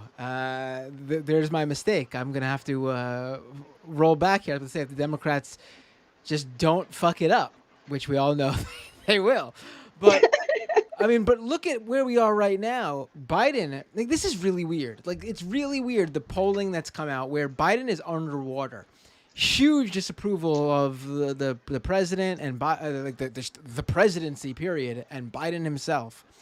But then you look at the approval ratings for Democratic Congress members, like not just like specific ones, but like overall, it's not the same split. Do you know what I mean? Like, somehow the leader of the party is more disliked than the party as a whole, which usually, if the leader of the party is disliked, he drags the rest of the party down with him. That's not happening, oddly enough. Which means that there is just there's a like Democrats could actually possibly hold both the Senate and maybe the House in November, when by all circumstances, based on like the reaction to like gas prices and inflation and things like that, Dems should be worried about an absolute all-out destruction. But that might not happen. It very well might not. I mean, the Senate's not looking too bad. In fact, I think it's possible they might pick up seats.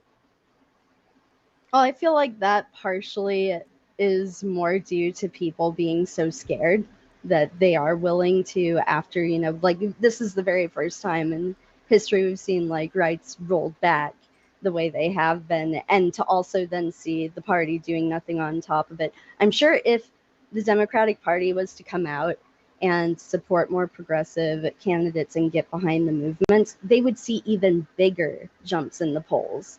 But I feel like the only jumps in the polls that they're seeing right now is just people doing the lesser of two evils and being so scared of what a Republican, House and Senate in this current, with the Supreme Court on top of that, is going to do.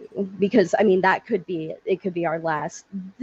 the last fair election we ever have.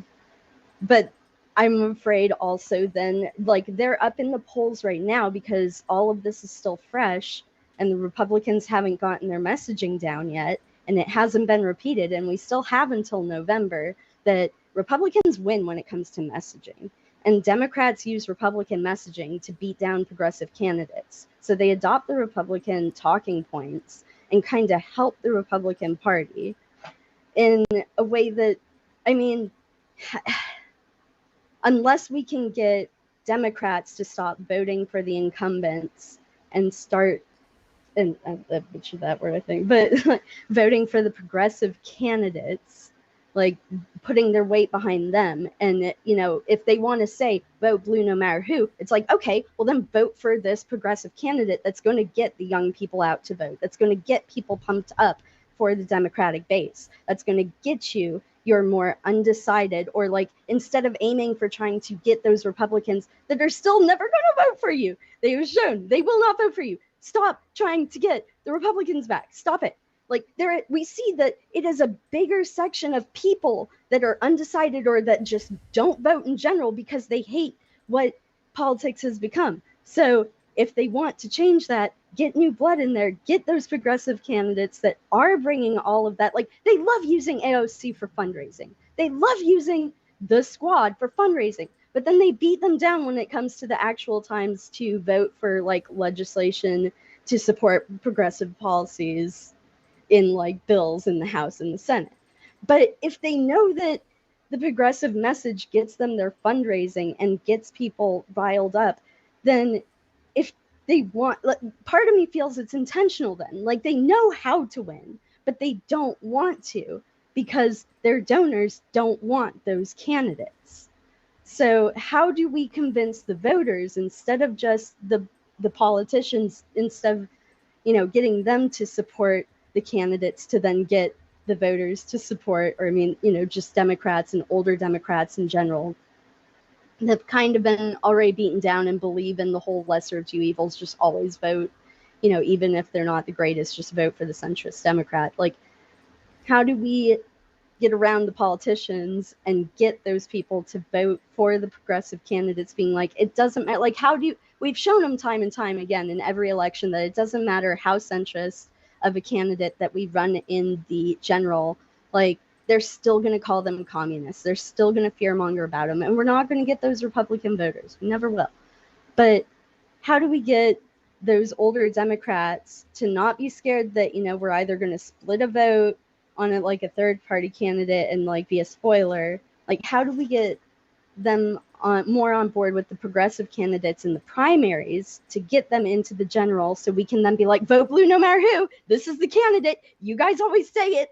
This is who we're going with. This is who's going to get the vote out. You don't even have to just say vote blue no matter who, because the policies actually speak for themselves. It's not just a slogan that means absolutely nothing, just like all of their actions always do. Like, I about tossed a computer screen when I read an article about Nancy Pelosi being denied her the communion at church, so she flies to the fucking Vatican to get her communion there, and like from the Pope or whatever, to like rub it in the face of pro-life Republicans that think that she doesn't deserve communion, even though she's like Catholic. And people in Twitter and everyone in like that is Democratic is just like, yes, queen, like just going crazy, being like, you show him, yes, like the clap emojis, like she don't need no man, like just,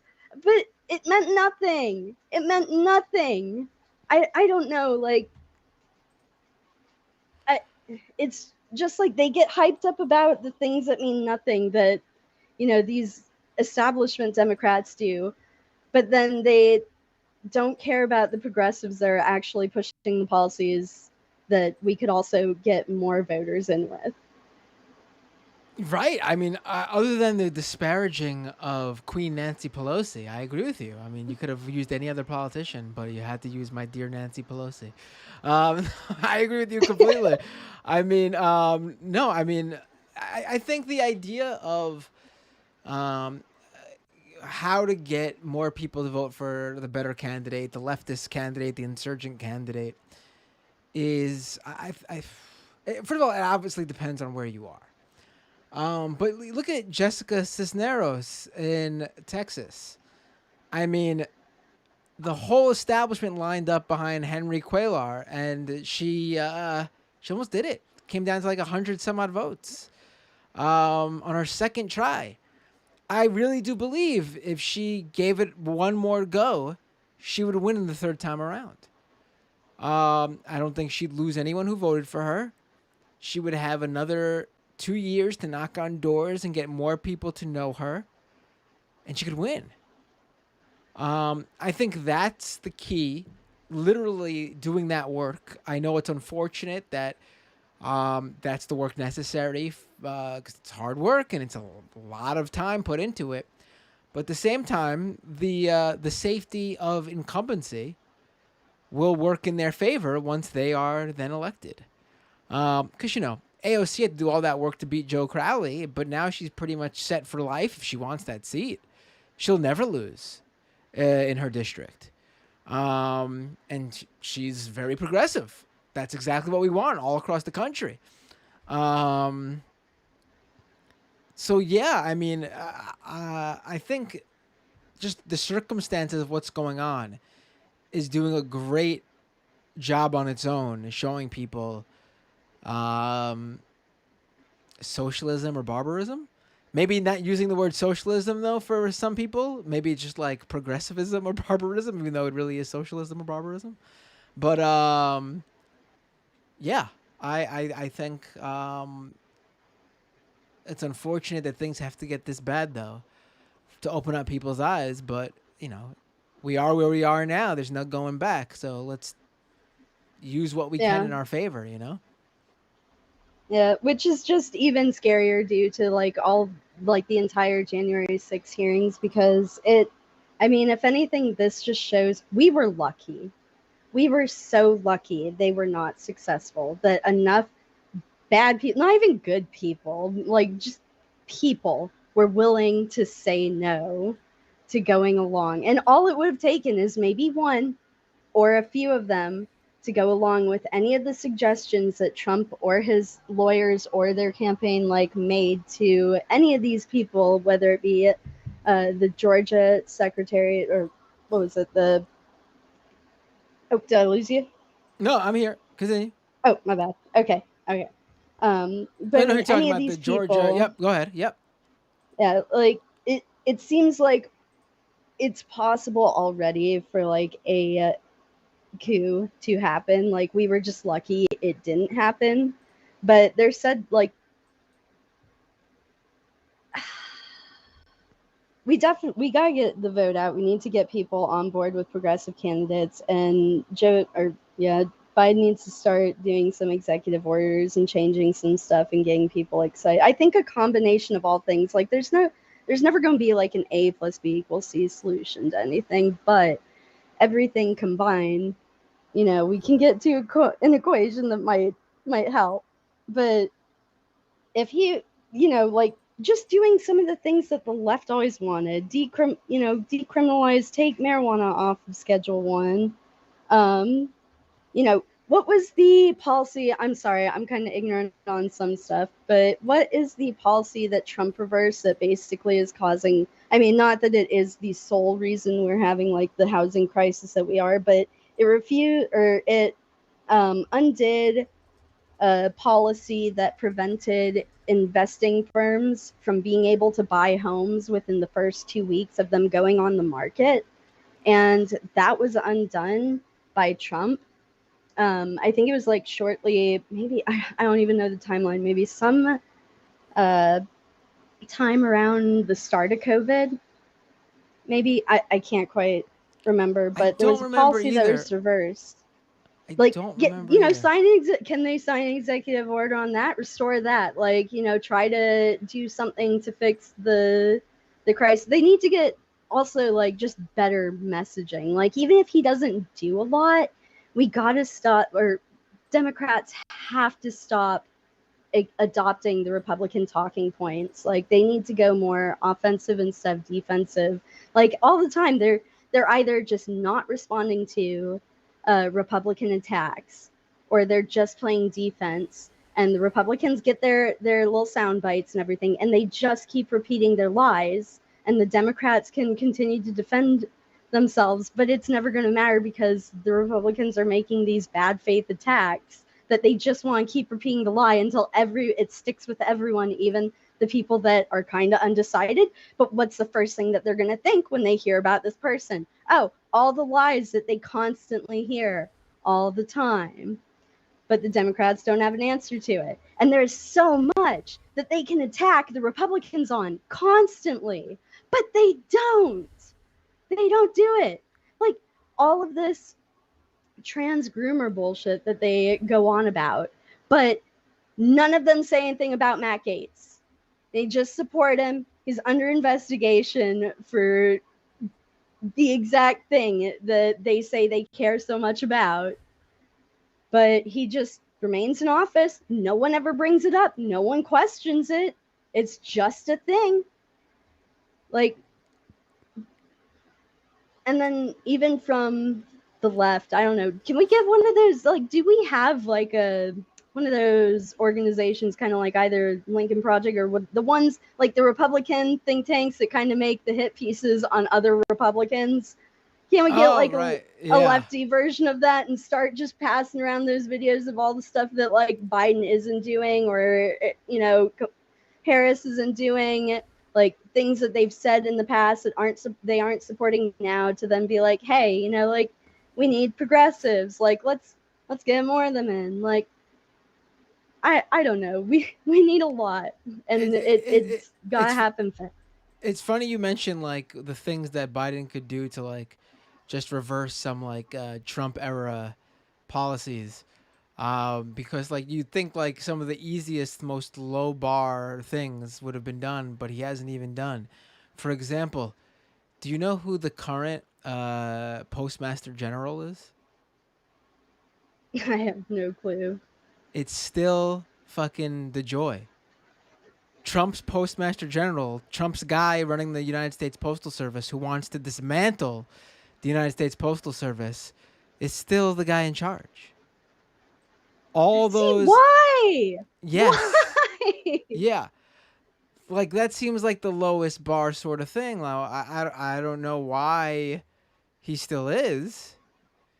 But he is. It seems, I mean, I don't get it.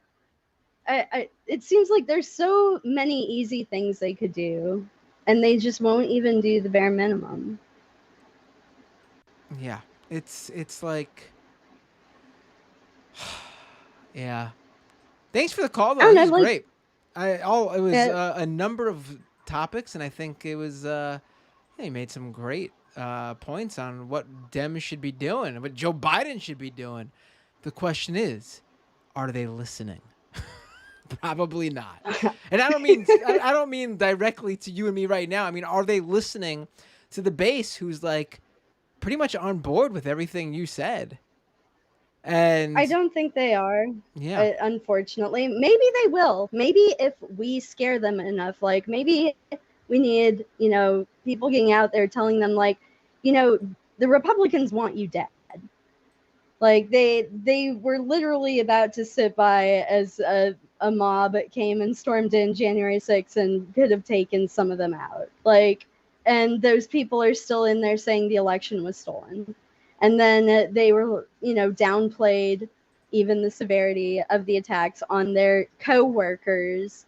Like, oh, boo-hoo, she's scared, hiding in a closet. She wasn't even in the building. Like, all the stuff that they came out with to try and downplay, the trauma, basically, that these Congress people went through dealing with people that want to kill, even on their own side, like Pence. Like, I will say, I think Trump, when he wanted to plan that mob marching down, he wanted that mob behind. He did want to be there, because if he could have been there to, like, look at Pence with that, like, mob behind him, would Pence have caved?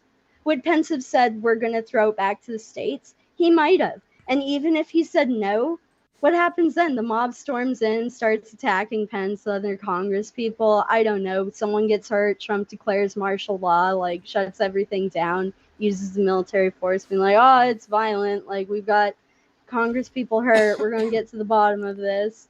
But then takes advantage of that to, I don't know. It could have been bad. It could have been so bad.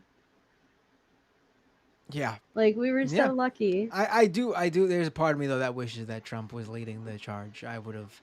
The visuals. Can you imagine? Can you imagine that round, out of shape body of his? I mean, we already saw Alex Jones waddle down the congressional field. There's all that video of him literally like waddling to the Capitol. Could you imagine Trump in his decrepit state? It's just that man is so weirdly, not to body shame, but it is Trump we're talking about, and he is a bad person. So I would have enjoyed the visual of seeing. I would have enjoyed seeing the visual of Trump. I just imagine some of them trying to pick him up and not doing a very good job of it, and it just being like every other thing that they try to do, where it's just like, is this real life? Is this what we're seeing? This is like comedy gold, but it's also terrifying at the same time. I wanted to see Trump ascend up a wall outside the Capitol building. I wanted to see Trump grabbing chairs and throwing them through the window. I wanted to see Trump standing next to the QAnon shaman. I would have loved it. It would have been. Oh my God. That would have been worth it. Can you imagine the paintings that people would do after that, and it would be actual history? Like, it wouldn't be made up either. Like, right. That would be real. Right. That famous painting of George Washington on the boat, I'm picturing like the same thing, but Trump and the QAnon shaman and the other randos, the guy with the QAnon shirt, the one carrying the Proud podium. Boys, Oath Keepers, and it's in that same painting style, and they're like leading the charge down the Capitol Hall. Oh my God. And it's what could have been dubbed, you know what, 1776 too. You know what? Damn the Secret Service for not letting him go down there. Could have been awesome. All right, well, thanks so much. Have a great rest of the show. Have fun people calling in. Take care. Thank you for the call, and thank you for that visual now of Trump going down to the Capitol. Have a great night. You too.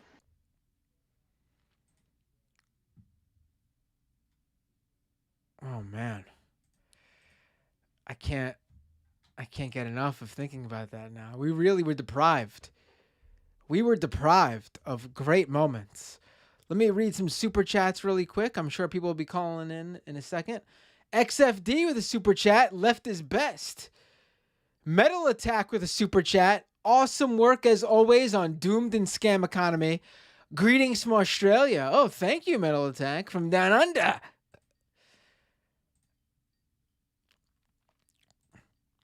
Hey, what's your name? Where are you calling from? Hi, Matt. It's Tony from Texas. Hey, Tony. How are you?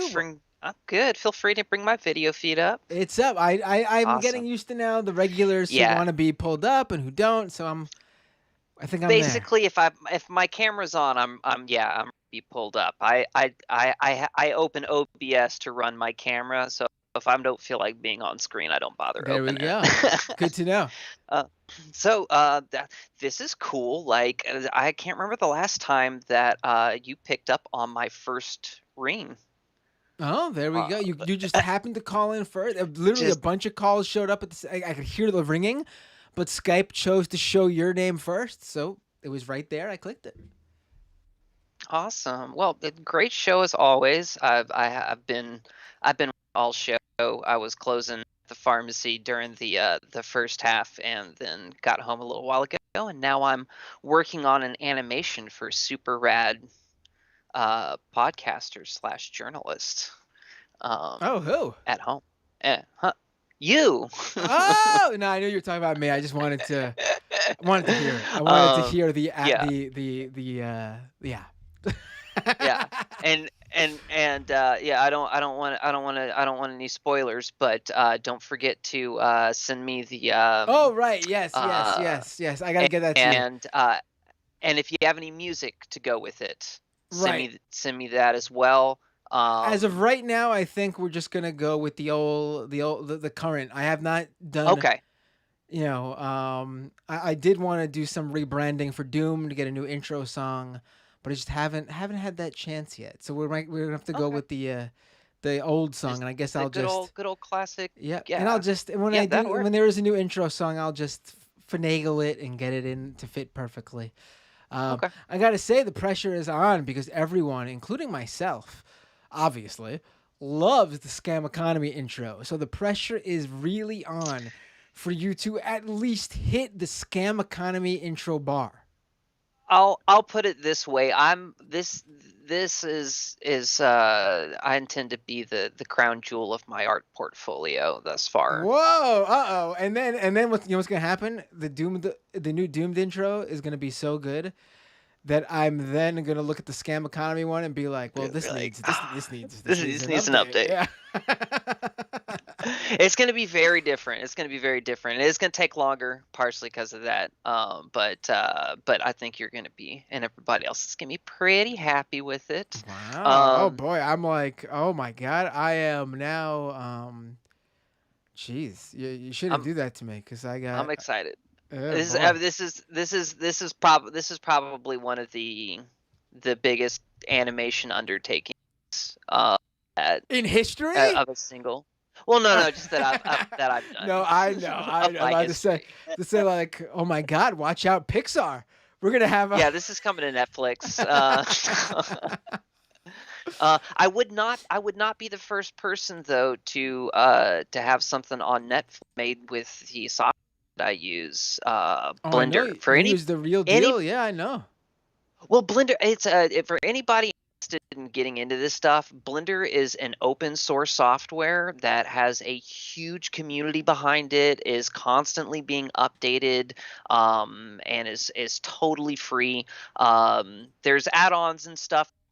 Get like, because it's open source, like people not directly associated with blender.org make add-ons and stuff like that, and we'll post it up on the Blender market, ranging from like 0, pay what you can, to like, maybe a $100-$150 depending on the type of add-on software. But anything you want to do, 2D animation, modeling, game asset, blender.org to download it for free. Seriously, like I taught myself how to use this thing over less of a year in quarantine, just like YouTube tutorials and stuff like that. And if I old dummy can figure it out, like any of y'all can do it. Wow. First of all, I love that you're being supportive of people to try this out, but I don't love that you're putting yourself down to do it.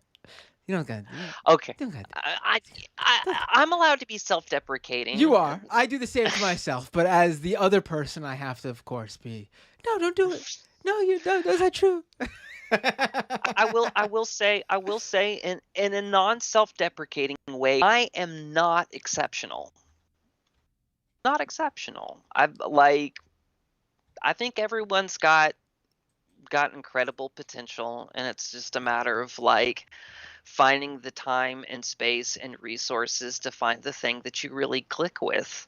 And everyone's got loads of potential, and a big part of why we have some real misled folks in this world, in this country, is because they've been deprived of the opportunity to find that thing that they click with, and discouraged from that kind of self-exploration, and that's why I'm working really pleasant jobs to afford being able to invest time in this nonprofit as a focus on like historical preservation and community building through games and education through like VR and AR technology and that sort of thing. Like my creative partner and I don't just want to be able to make our own really cool stuff. We want these tools to be more accessible for others, so that those that really click with it and can find a way to organize with the people around them to make something worthwhile and beautiful for their community. Fucking awesome. No, definitely. I mean, that's one of the great, we talk a lot about on this show about the shitty parts of the internet, but one of the great things is how anyone could pretty much pick up on anything they want to do and for free, learn via free tutorials, access open source software. I don't think Blender is that. Blender costs money, right? No. It's totally open source. Oh, perfect. Yeah, some of the add-ons that independent creators make might cost something to use, but most of them are like either pay what you can or have like a free version with some of the core features to it, and then you can pay for a licensed version to get all of the bells and whistles or what have you. But the core thing is free. If you have Steam, you can install it through Steam. Oh, all right. Oh, it's super chat from Charles Flagel, by the way. This is for you, Tony. Tony, yeah. You're too young to be making that call. You're too young to make that call. You're awesome. There you go. This Saturday, I will officially be in my mid-30s. Thank you. Well, you got to make me feel old now. Thanks a lot. But you're only like 2 years older than me. Get over it. There you go. Yeah. But anyway, thanks for the call, Tony. I'm looking forward. Oh, was there something else you wanted to talk about other than just the awesome Doom intro you're working on for me? I think I was feeling like ready to rant after that last awesome caller. But I don't know. This wound up being just like a good vibes kind of call, and I'm cool with leaving it at that and letting the next person have their turn. Go. Well, thanks for the call, Tony, and I'll get you what you need for sure. Awesome. Talk to you soon. Take care. Bye. Oh, and Tony, first of all, Tony, you reminded me, if I don't get a chance to say so before, have a happy birthday. And you reminded me as well that this past weekend was my son's birthday. My son, Ezra, he turned 7 years old. He's getting up there in age. He's a big boy now. And maybe in a little bit, I'll talk a little bit more about what we did. But let me take this caller. Hey, what's your name? Where are you calling from? Oh, you're on mute. You're on mute. Sorry. A weird microphone situation going on. Is it working now? That's all. Yep. That happens sometimes, but it sounds loud and clear now. I had an audio interface plugged in, so I had to unplug it. How's it going? It's going good. I see you got your video. Can I pull you up on the feed? Yeah, go for it. Cool. So hey, what's your name? Where are you calling from? I'm calling from Charleston, South Carolina. I'm doing pretty good. I'm playing some guitar here. It's really whoa, 12 string. 12 string, yeah. So I've called in a few times before. I have my own YouTube channel called Mycopath, which I will shamelessly plug. No, please. I remember you. I remember you from your YouTube channel. Yes. You may remember me from my YouTube channel and my shameless plug, or you may remember me from the weird plant and fruit stories I've told on your story. Now I remember that. You mentioned it. I remember it now quite well. So I've come prepared with a bit of a weird fruit story as well that's got some politics involved, and I think your audience might be kind of interested in this topic. So how do you feel about bananas? Do you like bananas? I think that they can be delicious, but they are a disappointing fruit. I don't know why anyone would want to. There should be a separate classification for bananas. Like, you bite into an orange, an apple, a peach, strawberry, a plum, etc., etc. All wonderfully juicy, refreshing fruits. Bananas, dry as can be, not a refreshing fruit to eat. Do you think the bananas are too dry? I think that's a fair criticism. It's a very fair criticism. I hate when smoothies add banana because it defies logic. Smoothies should be our drink, so you should use only the juicy fruits. Bananas are not that. And then always the banana always overpowers the taste. You can always taste the banana. It's always put in because it's the cheapest fruit. You can just freeze it. But I think it gives the smoothie like a nice thickness sometimes. But if you make a banana smoothie, it has to have milk. You can't be putting orange juice in a banana smoothie. It will not taste good. Right. Yes. Of course. Right. I will say though that I mean, I'm not anti-banana. I enjoy banana. I'm just saying it should be in a set because I've created a real stir in the live chat. Apparently there are pro-banana folks. I'm not anti-banana. I love a good banana. I just think it should be its own thing. I love a banana cream pie. That's always a tasty pastry. What about plantains? Fried. Plantains are wonderful. I love plantains. My partner is Peruvian, and so we eat Peruvian food, and plantains prepared the way that I'm sure it's a South American thing in general, but the way plantains are prepared with they're delicious. I love plantains. When they're cooked and everything. You got the fried green plantain. I promise I didn't call in just to talk about eating plantains, but you have like the green starchy one, and that's like the platano, with you can get like the beans on it, and then you got the maduro, and maduro means ripe in Spanish, so that's like the ripe plantain, and you fry it and it's sweet. But anyway, the reason I called in to talk about bananas is because some people may know that the banana that we eat now is completely different from the banana of like 5 or 6 decades ago. And it's reflected in candy. So if you ever get like an old school banana candy, it tastes completely different from a banana in the supermarket. It has a different kind of like sickly sweet type of flavor. And that's because the banana from 60 years ago was called the Gros Michel banana.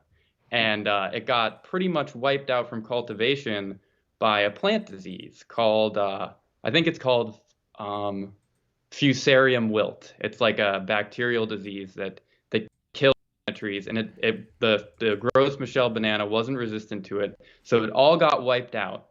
And what they did is they found another type of banana to replace all the banana plantations with. Just one variety, the Cavendish banana, which is what we have in the supermarkets now. And so it all worked out. We have the Cavendish banana. It probably tastes a little better. I've never had a Gros Michel banana, but based on the banana candy, like, stuff doesn't taste very good. So I'm sure the Cavendish is better. I can't imagine the Gros Michel banana was very juicy. So everyone's happy. Did So like the crazy like banana business, like where they were like literally like killings from like the army and everything, that and like the mistreatment of workers, that have anything to do with the disappearance of those bananas? Or I feel bad that I didn't come in prepared with more like crazy Banana Republic facts, because that seems very important to this as well, because for sure, like, the history of how bananas were first introduced to markets is completely insane, because it was basically like based on the railroads, because like African slaves brought bananas over to Latin America. Bananas are actually native originally to India, but they were brought to Latin America by African slaves. And then the white farm plantation owners realized that it was a good fruit, and they could basically ship them to the United States and make a ton of money. But the first time they tried doing that, they ended up with a big box of black moldy goo, because all the bananas just rotted because it takes too long to ship them. So it took the invention of the railroad and pretty much the 1900s, late 1800s version of Amazon quick 2-day delivery to create the modern banana market that grew into this huge industry. And that was how the United Fruit Company became so powerful, because they were able to just plant a ton of bananas. It's relatively easy to grow. You get a ton of fruit pretty quickly, 4 or 5 years it takes to grow a banana tree, and you can get a harvest. And they have free labor basically from slavery, and the farmers own these huge tracts of land, and then they paid their workers terribly, and that's the coffee and banana and sugarcane industries is what led to these banana republics. And then the workers eventually started uprising, because the workers on the farms and didn't own any of the property in most of the Central American countries. And that's where, when you look at like countries like Costa Rica, which are kind of more politically stable, that was like kind of the headquarters of the United Company was in Costa Rica, and they allowed the locals to actually own some of the farmland, so there wasn't as much like political unrest. This is just kind of my understanding of it. But in countries like Honduras, where none of the farmers got really any of these farms, you end up with labor uprisings, and then just basically war, where these guerrilla armies these basically state armies that were funded by the CIA fighting against the leftist guerrillas, trying to basically own the means of production, if you will, or get more of the profit from these plantations. And it's really just continuing, like, this stuff is really just continuing to this very day. And the problem has not been solved. It's still ongoing. But anyway, so yeah, and that's kind of to kind of like bridge these two stories together. Basically what you're seeing now is the Cavendish banana is being wiped out again by this Fusarium wilt disease. And so there's kind of a banana arms race going on to figure out who's going to get the Fusarium wilt resistant banana. And all of these farms in Central America are being replaced with either other crops. It's kind of like a banana crisis, if you will. I gotta say, this is this is fascinating. I did not know about this. Kowalski basically just put it like in the chat. He basically just said like they're actually working on like the third iteration of banana now. Like like you just This has been a little bit of my research through my career, is working on like some newer banana varieties that they're thinking they're going to introduce a different variety. But I think kind of the interesting thing that's happening is that Dole, which is really not the biggest banana producer, the biggest banana producer is Chiquita. Yeah. Yeah, Dole is more like pineapples, papayas, stuff like that. And also I gotta say, I love myself It's only available in Disney. But the Dole Whip, oh my God. That might be the most fascinating, amazing, delicious thing in the world, quite frankly. It's just pineapple juice. It's the pineapple juice with the soft serve pineapple ice cream inside. Oh my God. It's probably one of the biggest crimes on the planet that it's only available in Disney. There should be Dole Whip trucks on every block, Dole Whip stores on in every city. It is. Dole actually also has a red or a pink pineapple now that's like genetically modified to be pink. Have you seen this? It's like $50 and you get like a pink pineapple, and it apparently tastes slightly different from a I did not know that. I'm looking that up. Pink pineapple. Oh wow, that's pretty cool. I would not spend $50 on it, but that's pretty cool. I think Dole they now have a Fusarium wilt resistant banana, and they're like the sole owner of it, even though they're like not the big banana grower. So it's like, you know, they have the intellectual property for these Fusarium wilt resistant bananas, and it's gonna be an interesting situation to see what ends up happening, because like, are other growers going to be able to grow? Is Dole just going to massively profit off of this? Or are we going to see what my solution would be, which is to just introduce other varieties of bananas? There's hundreds of varieties of bananas. You can go on YouTube. There's a guy on YouTube who's really cool called Weird Explorer, whose whole YouTube channel is eating weird fruit. And you can see him eat dozens of different types of bananas, and they're all interesting and different. Like, how cool would it be if you walk into the supermarket and there's even like 3 or 4 different types of bananas, in the same way there are with apples, or like even more than that, 5 or 6, and it's more sustainable for the farms to go towards a method with other different types of bananas.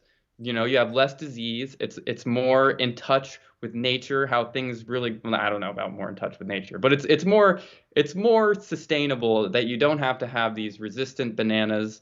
And it's not a monoculture. It's just a more interesting thing. I think it's better for the consumers too, because I've tried a couple different bananas here and there, and they're pretty cool. They're pretty.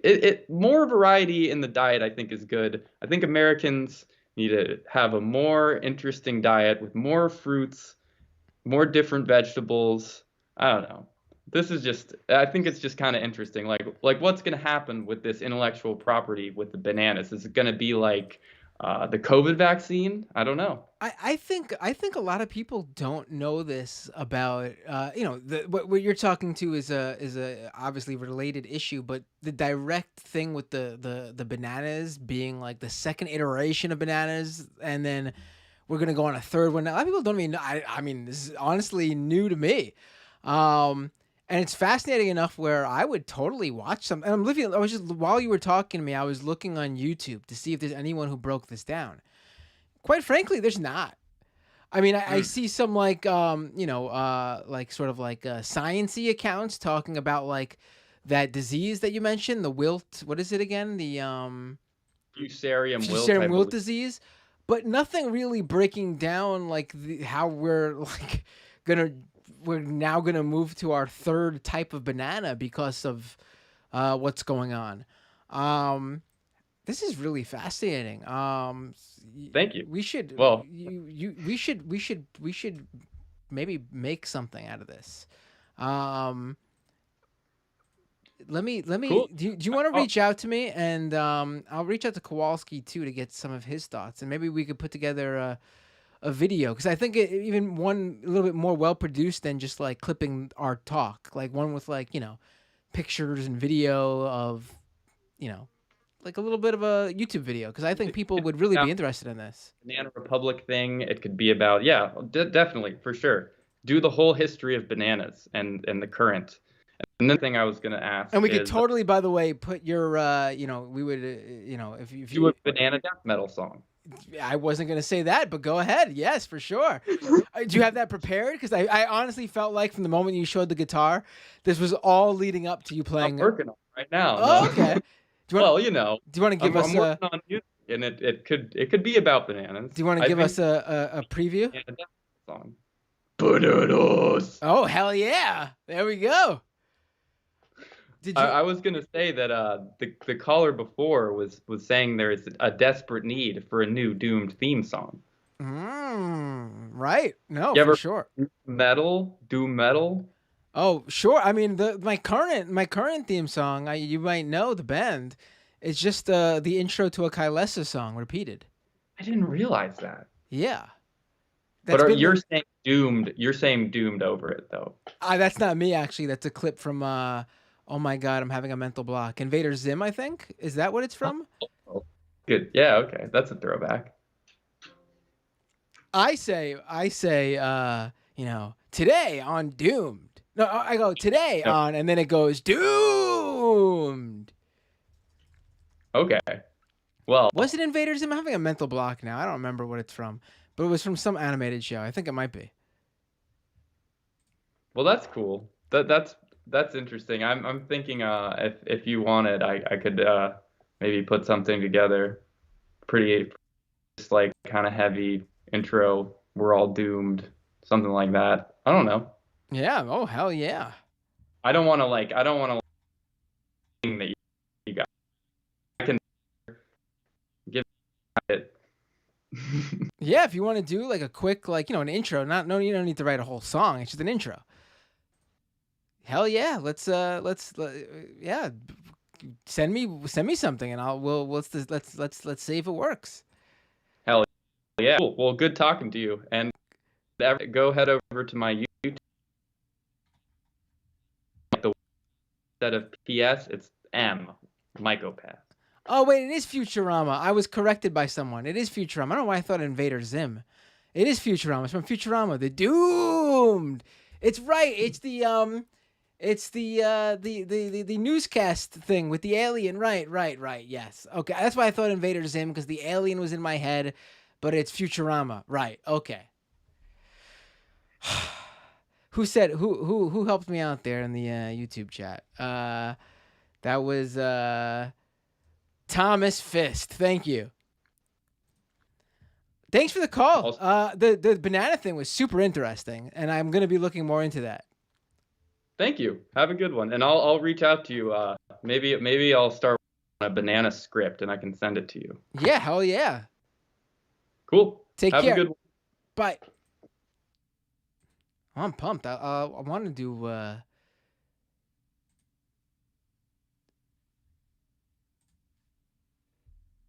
we got more callers.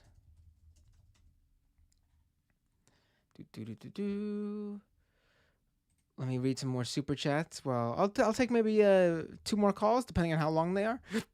Excuse me. Oh, here we go. Hey, what's your name? Where are you calling from? Hey, I'm Cameron. I'm calling from Denver, Colorado. Hey, Cameron from Denver. Can I pull your video up on the feed? Yeah, go ahead. Cool. So what would you like to talk about? I wanted to shift the conversation a tiny bit from bananas to possibly, as there's sort of this concept I've been, a lot of friends of mine have been thinking about it too. It's sort of the concept of like the progressive wave sort of like turning a corner in the next like decade or so. Sure. In terms of like having actual power in legislation and in office. Right. And I guess I kind of wanted your opinion on like when you think people like your age and my age are going to start getting into office and making changes.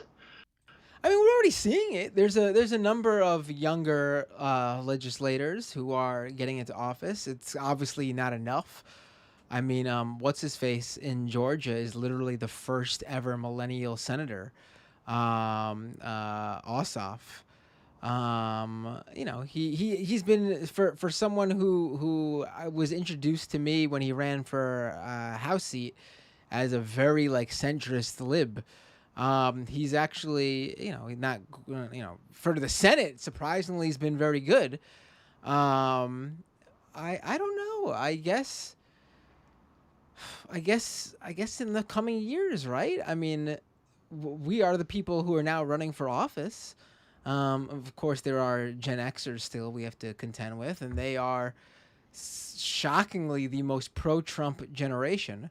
Good job with all that teen spirit there, Gen Xers. The MTV generation, bunch of fucking sellouts.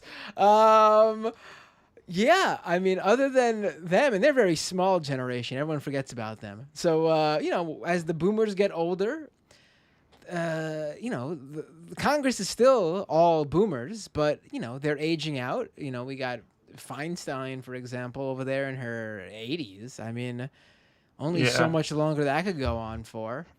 Pelosi, you know, we're seeing people retire. You know. I guess I'm just a bit impatient about it. Yeah, I mean, how old are you, if you don't mind me asking? I'm 21, so not super old. Okay, so you're Gen Z. I gotta say, you know, 14, 15 years ago, I was saying the same thing as you, and 14, 15 years later, the boomers are still there. So, you know, get ready to hold on. Get ready to be patient. You won't be as patient as me, but you probably got to be a little bit more patient, right? It sucks, I know. Gotcha. The world we want is going to be the world that we leave for our kids, pretty much. Which is, you know, if you, I have kids, so I'm not looking at that disappointingly. You know, but it is. I mean, you'll be around. You're 15 years younger than me. You'll be around. But yeah, I mean, it's coming. It's coming. Cool. Hopefully something doesn't fuck things up, and all of a sudden millennials change course and become ultra conservative. I hope not. No. I also wanted to ask your opinion on if not Biden, is there anybody you're specifically looking at for 2024 presidential? I am getting on board the Pritzker train. I think I'm going for it. I think he has been great, and I have been. I think I shared last week my feelings on. You know what? We need someone who's got fuck you money, who don't give a shit. We need a new FDR. We need a fucking progressive billionaire who just doesn't give a shit. And is ready to just sit out and just take a stand. Kind of the opposite of Trump. And he's been, from what I've seen and from what I've heard from people in Illinois, he's been that. I mean, his appearances, his speeches on since the dismantling of Roe by the Supreme Court has been forceful. Basically saying that Illinois will be like the the island in the middle of the Midwest to take care of everybody. I mean, just guy's been on point. I mean, I think I'm getting on that train. I mean, if Bernie decides to step it up and run again, maybe I would be torn. If one of the squad that depends on Biden. What's that? I think that depends on when Biden announces if he's running or not. Right. Well, I think Biden's gonna run. If one of the squad members decide they want to run, but when we talk about the squad, who could run, I don't think I know Ilhan cannot run for president. Was Rashida Tlaib born here? I don't know. AOC can run. I would vote for AOC for sure. Ayanna Presley, Jamal Bowman, Cori Bush. I don't think any of them are planning a run, but I would vote for any of them for sure. But in terms of like people who seem to really be testing the waters out, Pritzker all the way. Let's do this. Fair enough. I gotta respect it. So, well, thank you so much for having me on. I really appreciate it. I appreciate the call. Yeah, no problem. Have a great night. Damn, to be 21 again. Oh my God. I sound so old now, too. I gotta say, someone on Twitter sent me a photo.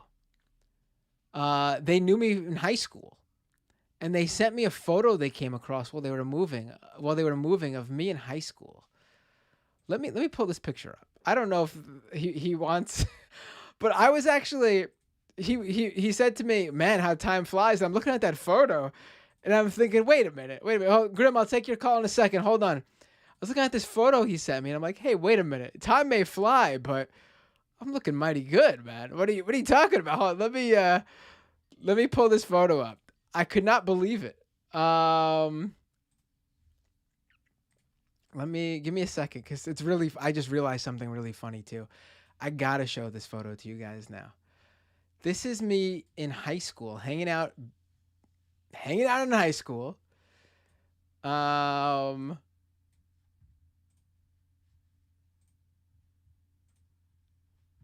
See if you notice something.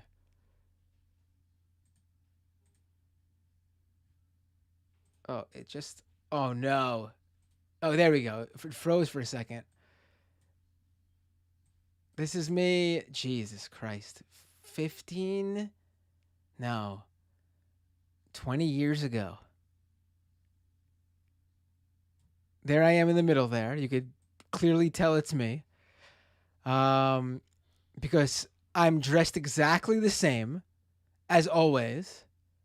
Same hair. And I promise you, I was not planning on doing this. 20 years ago, I want to remind you guys. 20 years ago, that's me at high school, in the back of the school. Do you notice something about the shirt I'm wearing? Do you notice something about the shirt I'm wearing in that photo?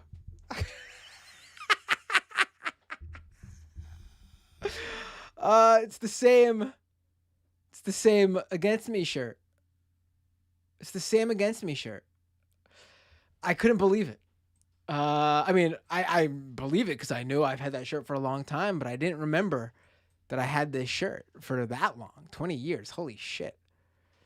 But yeah. So, I'm aging, but apparently I'm like, I don't know, I found the fountain of youth. Because I gotta say, I don't look that much older, I don't think. I mean, there's this gray hair that you could see, I think, right there. But other than that, Ram says, Punisher logo on your buddy. My buddy mentioned the Punisher logo and said that they don't wear that shirt anymore because of its new connotations, which I guess we were unaware of back when we were in high school in 20... Good evening, No, Mr. not 20 anything. 2002. 2001, 2002. Hey, Grim, is this you? This is. Hey, Grim, what would you like to talk about? I will give you a choice. Would you rather talk about Shinzo Abe or Brittany Griner? I wanted to do a Abe episode, actually. I just couldn't find someone in time. Well, I mean, a couple of people I think are sort of obvious is like Steve Hassan. Who? The obvious. Steve Hassan is a former Moonie who does exit counseling. Oh, I did not. Let me look. Yeah. He was on, I forgot who did this. He was on Karen Geyer's On Belief, a podcast about cults. Okay. And yeah, like if you, I think he must have been in some Vice video, also on like the Sanctuary Church, aka the Rod of Iron Ministries that are in Pennsylvania, apparently. Moonies who love AR-15 specifically. Got it. I'm gonna keep him in mind. I was sort of hoping for someone who can give me a little bit of history too, Japanese history, not just the cult aspect, the religious cult aspect of this. I don't know if he'd be the guy for that. Someone to definitely have on the show for sure, but maybe not for that episode. I mean, again, another person maybe. Again, on the cult aspect would be like David Gerard. There's obvious similarities. Oh, right. He's not been on this show yet. He's been on Scam Economy twice already. Yeah, but I mean, having him, that'd be more to really have him on to talk about Scientology, if anything. Right. But no, talking about the history of it would be really important because, like, there was this lady who ran for president, and her name was Hillary Clinton, And she was talking about how Shinzo Abe was a super cool guy. Oh, right. I saw, and my favorite reply was, oh, he was a great friend to women. If you want to find out just how much, Google Shinzo Abe comfort women, and you'll find out. Yeah. Or Unit 731, the equivalent of Joseph Mangala, run leftovers of his grandfather's fiefdom or whatever colony in Japan. Oh, wait, hold on 1 second. Tokyo Hans in the live chat. Tokyo Hans, do you have a source there? I'm not saying you can't do it, but do you have someone? Do you have someone in mind over there who's like, who can give me? Because I want someone who really can dive into it, who's like a specialist in this area.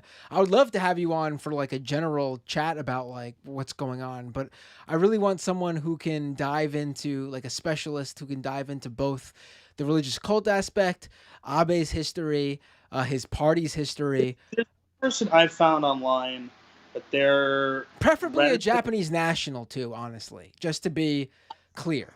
I'm not sure if they actually live there. Well, I think they might live there now. I'm not sure. Or someone who did live, or someone who's from there and moved here. Like, they don't have to be still living there, but someone who was born there, raised there, and is either still there or moved here. Just someone who has that background.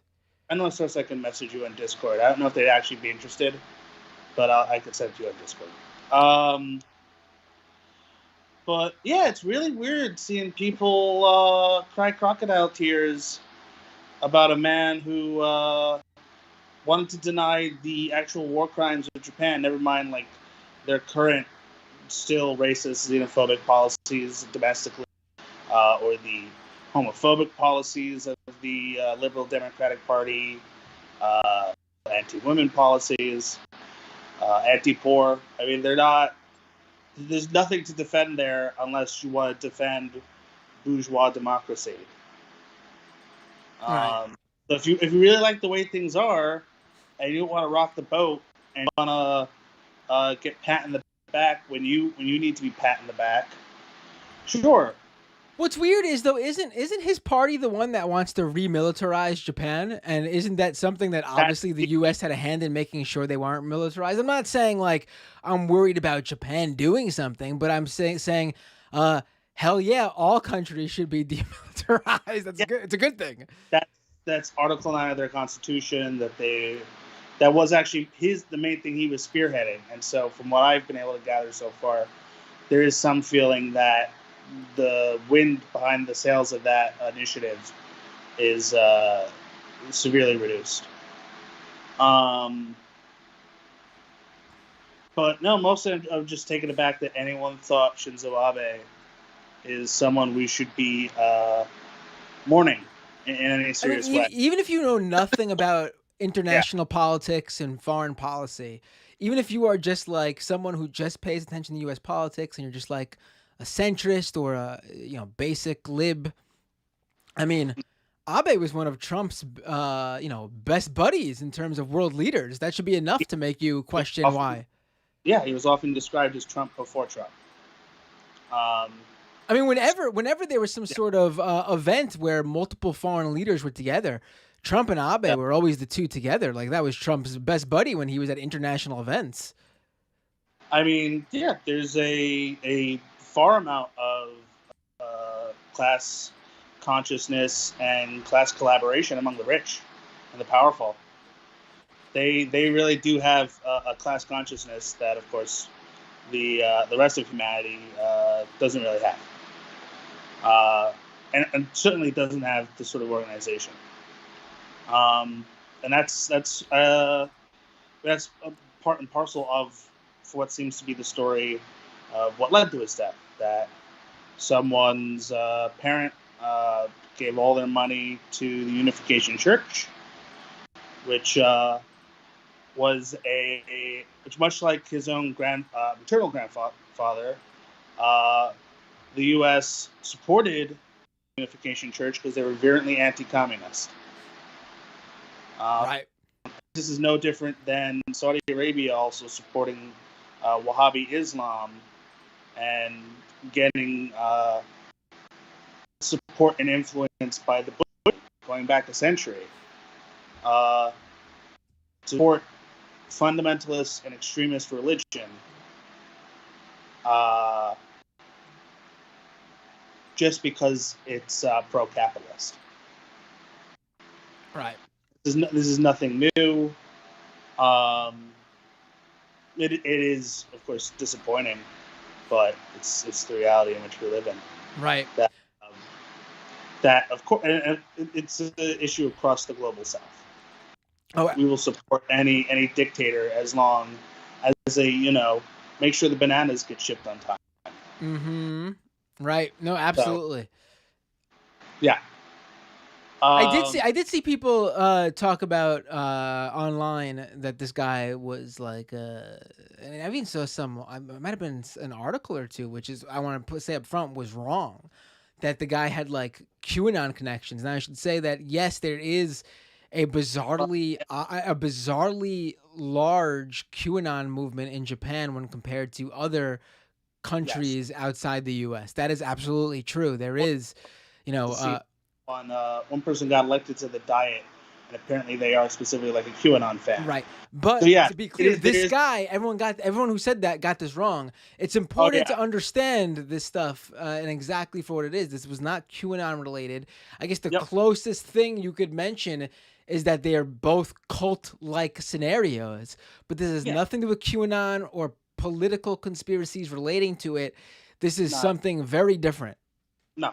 So the story, from what I gather, is this guy's mother inherited the family real estate company, Ayers construction company, after her husband passed away, and she got built for tens if not hundreds of thousands of dollars in the 90s when the Education Church was doing some major donor drive.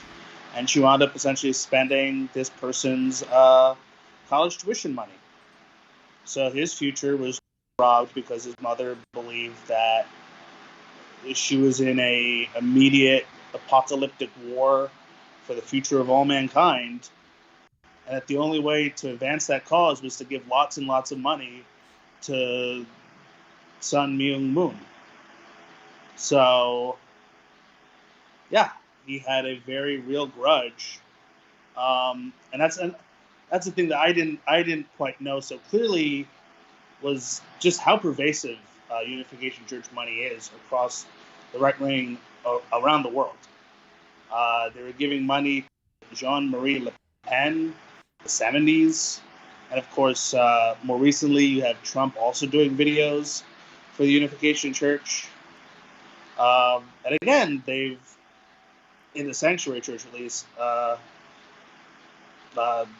Sean Moon, one of Moon Sr.'s sons, who broke away to form his own sect, literally is saying that the AR-15 is the modern-day rod of iron through which Jesus' kingdom will be exacted. So there is a way in which the Unification Church's sort of sermonizing isn't that much different than listening to just Fox News. Yeah. Very, very interesting thing. So it's very, very, hope that was very uplifting. I wanted to do this episode, so I'm happy we're talking about it because I find it fascinating. So I'm still going to do the episode, but I'm glad I got a little bit here on this. What was the other topic you wanted to talk about? The other thing that's just been like grinding my gears is the Brittany Griner situation. Oh, right. Let's talk about that really quick too, if you want. Yeah, I mean, to me, it just among so many things, obviously, besides the active genocide of the Ukrainian people, it connects back to me one of those hypocrisies of saying that Federation, which has not been remotely, even nominally communist for 30 years, is something we should be backing on the left. Again, much like the Moonies, the Russian Federation has been supporting the NRA and other right-wing movements abroad, but also domestically, legalizing spousal abuse, some years ago in the 20-teens. But there's so many intersecting crises with the Grindr situation. But the key one to me is the fact that they're imprisoning a queer person of color. And this reminds me most immediately then of one of the military leaders that Putin was valorizing during the campaign against Ukraine. And that's Ramzan Kadyrov, the head of the Chechen Republic, who is long rumored to abduct people from throughout the former Soviet blocs who are either human rights activists or queer people and torture them in his prison camps, most explicitly for his gay conversion torture camps. So it again stuns me that there are still people who are advocating not just that Russia should surrender, but in general that, or not just that Ukraine should surrender, but that Russia in general should be allowed to prevail and just reabsorb Ukraine.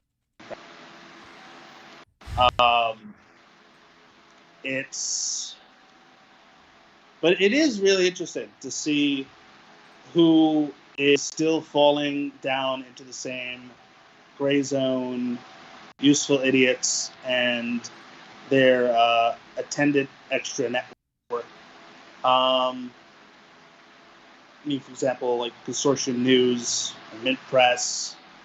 A lot of these sort of would be in the past probably more like green-aligned groups. Continue to slink further and further into more red-brown territory. As for some of those outlets, I do want to say that it's not. There are some, because there have been some times where I've come across reporting from some of those outlets that were good. Honestly, it's dependent on the reporter for some of the outlets. Well, that's the issue. I mean, that's sort of the same though. You could say it with like the New York Times and the Washington Post, though, too. There are great reporters with those outlets too, but you read their columns and look at the leadership, and it's complete like right-wing bullshit. You know what I mean? Yeah, but they're different in kind, but obviously not really in degree. Because obviously the New York Times publishes some of the. Again, to me, I think I get as mad about this stuff as you do about Tim Pool. Because the issue is these are people who are trying to pass themselves off as something they're not. People like Blumenthal, Mattei, Halleck, Norton. I agree with you on the first two. I know you're not. I know you're not there yet. But hopefully you'll figure out sooner rather than later. Ronnie's been on the show before. Ronnie also defends the PSL. Well, and the Party for Socialism and Liberation is also actually quite cult-like. It actually is an interesting story, considering that they do demand a melody. They think of it as being this Leninist discipline of the line and not speaking on things that the party leaders haven't decided. But there's a lot of not so secret awareness of a lot of sexual harassment and sexual assault within the Party for Socialism and Liberation. And it was the same sort of behavior that eventually tore apart the International Socialist Organization. Is these covering up for sexual abuse. And now we see the exact same thing in the Communist Party of Canada. So there is a very real problem with these crank organizations, and fringe organizations that play off of people's identities in a way that is, again, not dissimilar from a cult. And it's a shame that more people don't realize that you can just form organizations. I mean, even the best things that the DSA does is because of local orgs. It's not. It's definitely not because of the National Policy Committee. It's not because of the international. Right. Of course, I would say that seems like I think most people would agree with that. And I know from a lot of anarchist individuals, they've largely filtered out of the DSA. And the whole everyone let's all go into the DSA and it'll somehow become the party did not work out unless you were parlaying that into a media career. Now, there are a lot of people who are in the DSA who now have better jobs in media. This is true. But outside of that, it hasn't been that productive. I would disagree. I mean, if you're talking about the national, I don't know about that, but I'll say New York City DSA is doing great work getting filling our state house with socialists.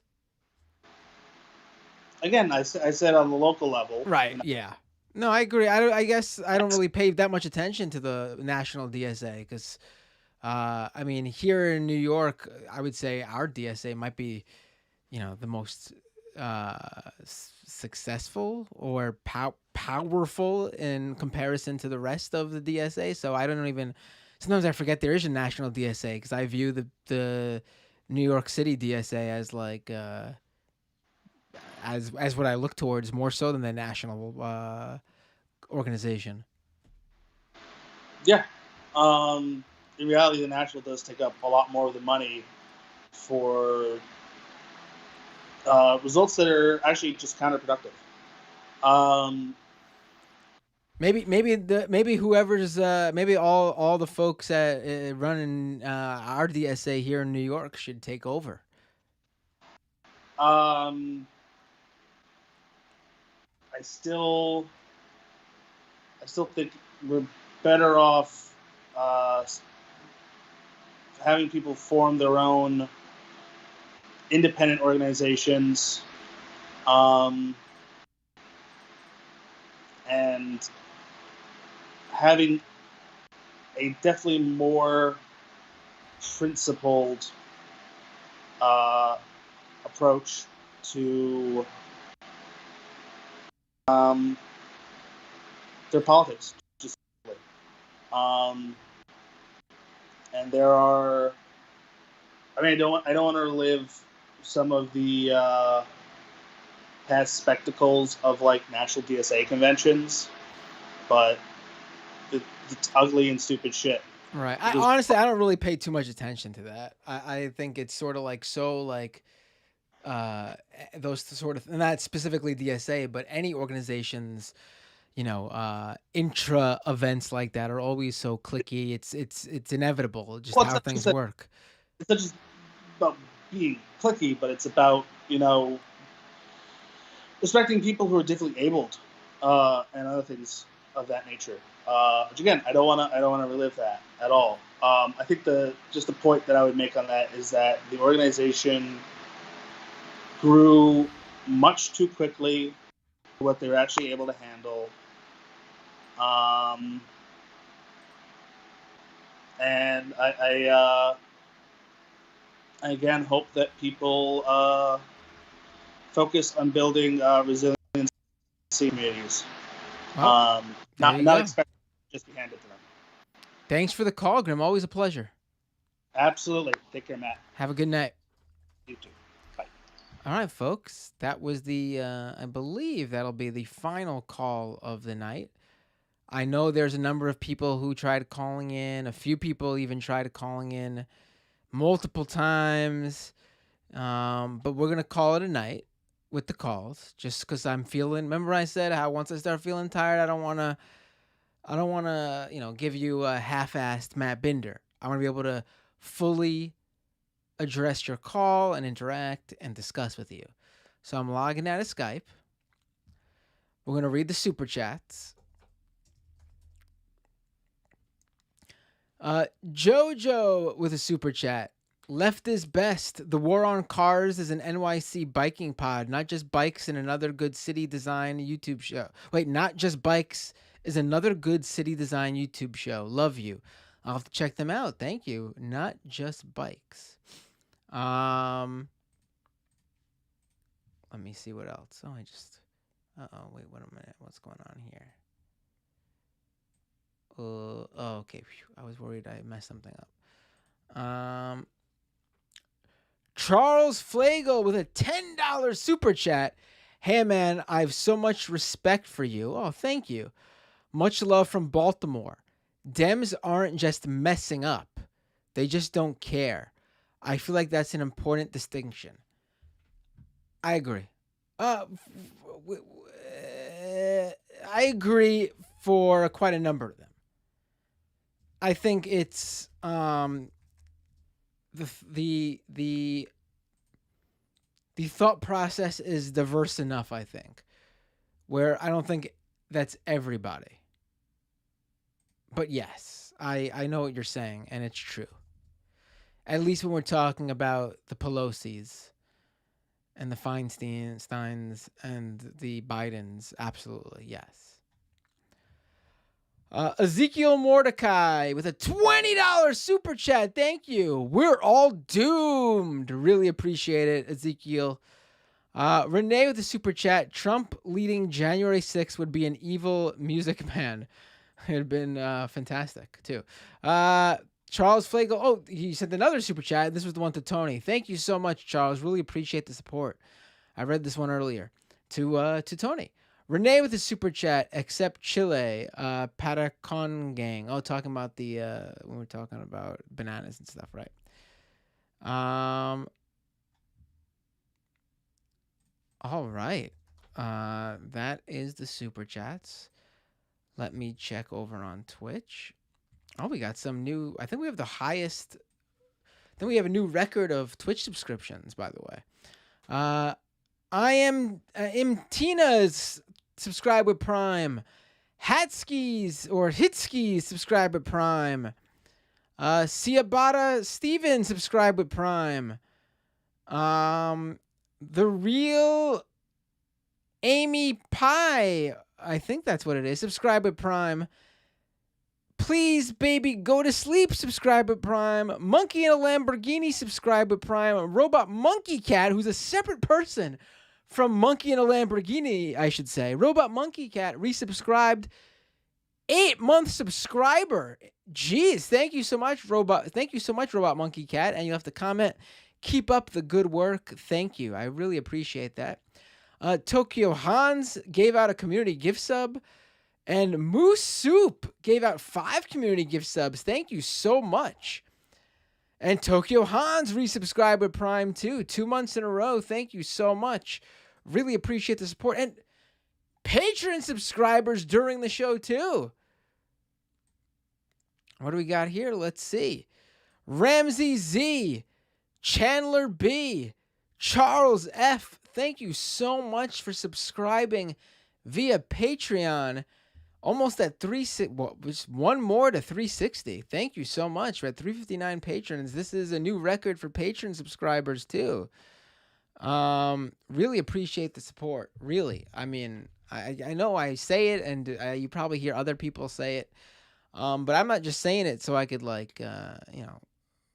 and I'm not saying other people do this. I really don't want to mince words and make anyone mad, because I don't mean anything. No sleight of hand here at all. No slight on anyone. But I say it because it's true. I want to grow this show. I want to do more with this show. And your Patreon subscriptions go directly to doing more with this show. So thank you so much for the support. And that's the show, folks. Thank you all so much. Oh, I'll share really quickly what I did for my son's birthday over the weekend. We went to Spy, because there's an interesting story for this show too. We went to the Spy Museum, Spyscape, and the coolest thing is it lets you do you have to hit buttons on a wall while you're in like a small alley, and You have to do it while there's lasers going back and forth, and you have to not trip the lasers. It's a lot of fun. 7-year-old loved it. But it's also a museum along with the interactive stuff. And there was an Edward Snowden section.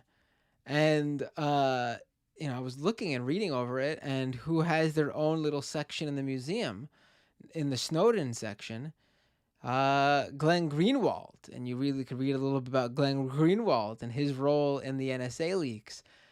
And it was kind of like sad. Like it made me miss that Glenn Greenwald, that Greenwald that no longer seems to exist. But aside from that, it was a great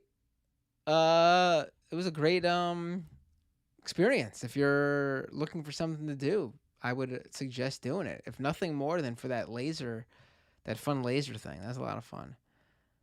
I forgot to play this. Maybe we should just end the show on this note, and I could always play this later on another day.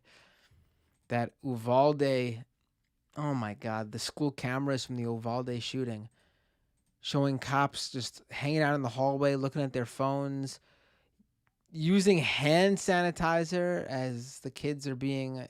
Let's end it on a. We'll discuss this during the. And I'm too tired to, so I don't want to. We'll do it on another stream, I promise. Really horrible. Every time we find out something new, it's worse than we could have even thought. All right, folks. Thank you so much. Patreon.com/MattBinder.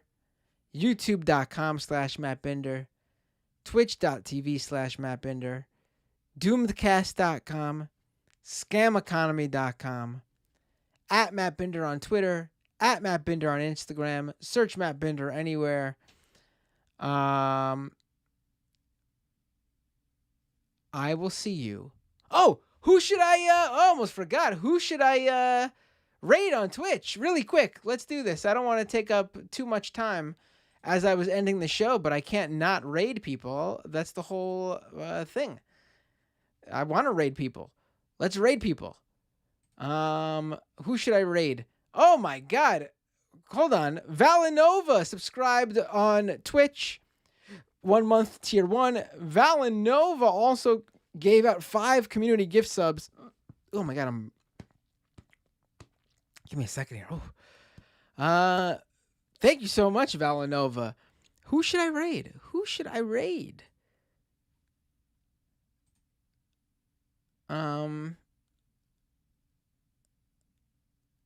$27? Have I rated them before? Why does that sound familiar?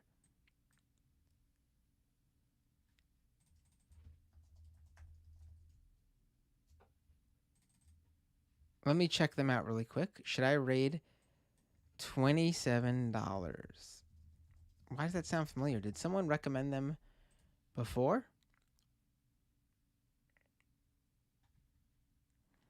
Metalsome Music says, love your show, Matt. It just gets better and better. Thank you. I really appreciate that.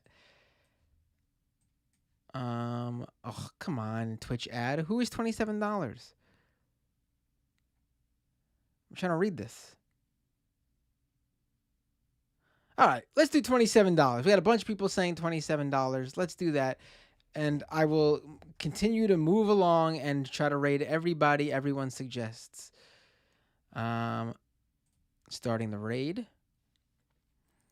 Let's do this.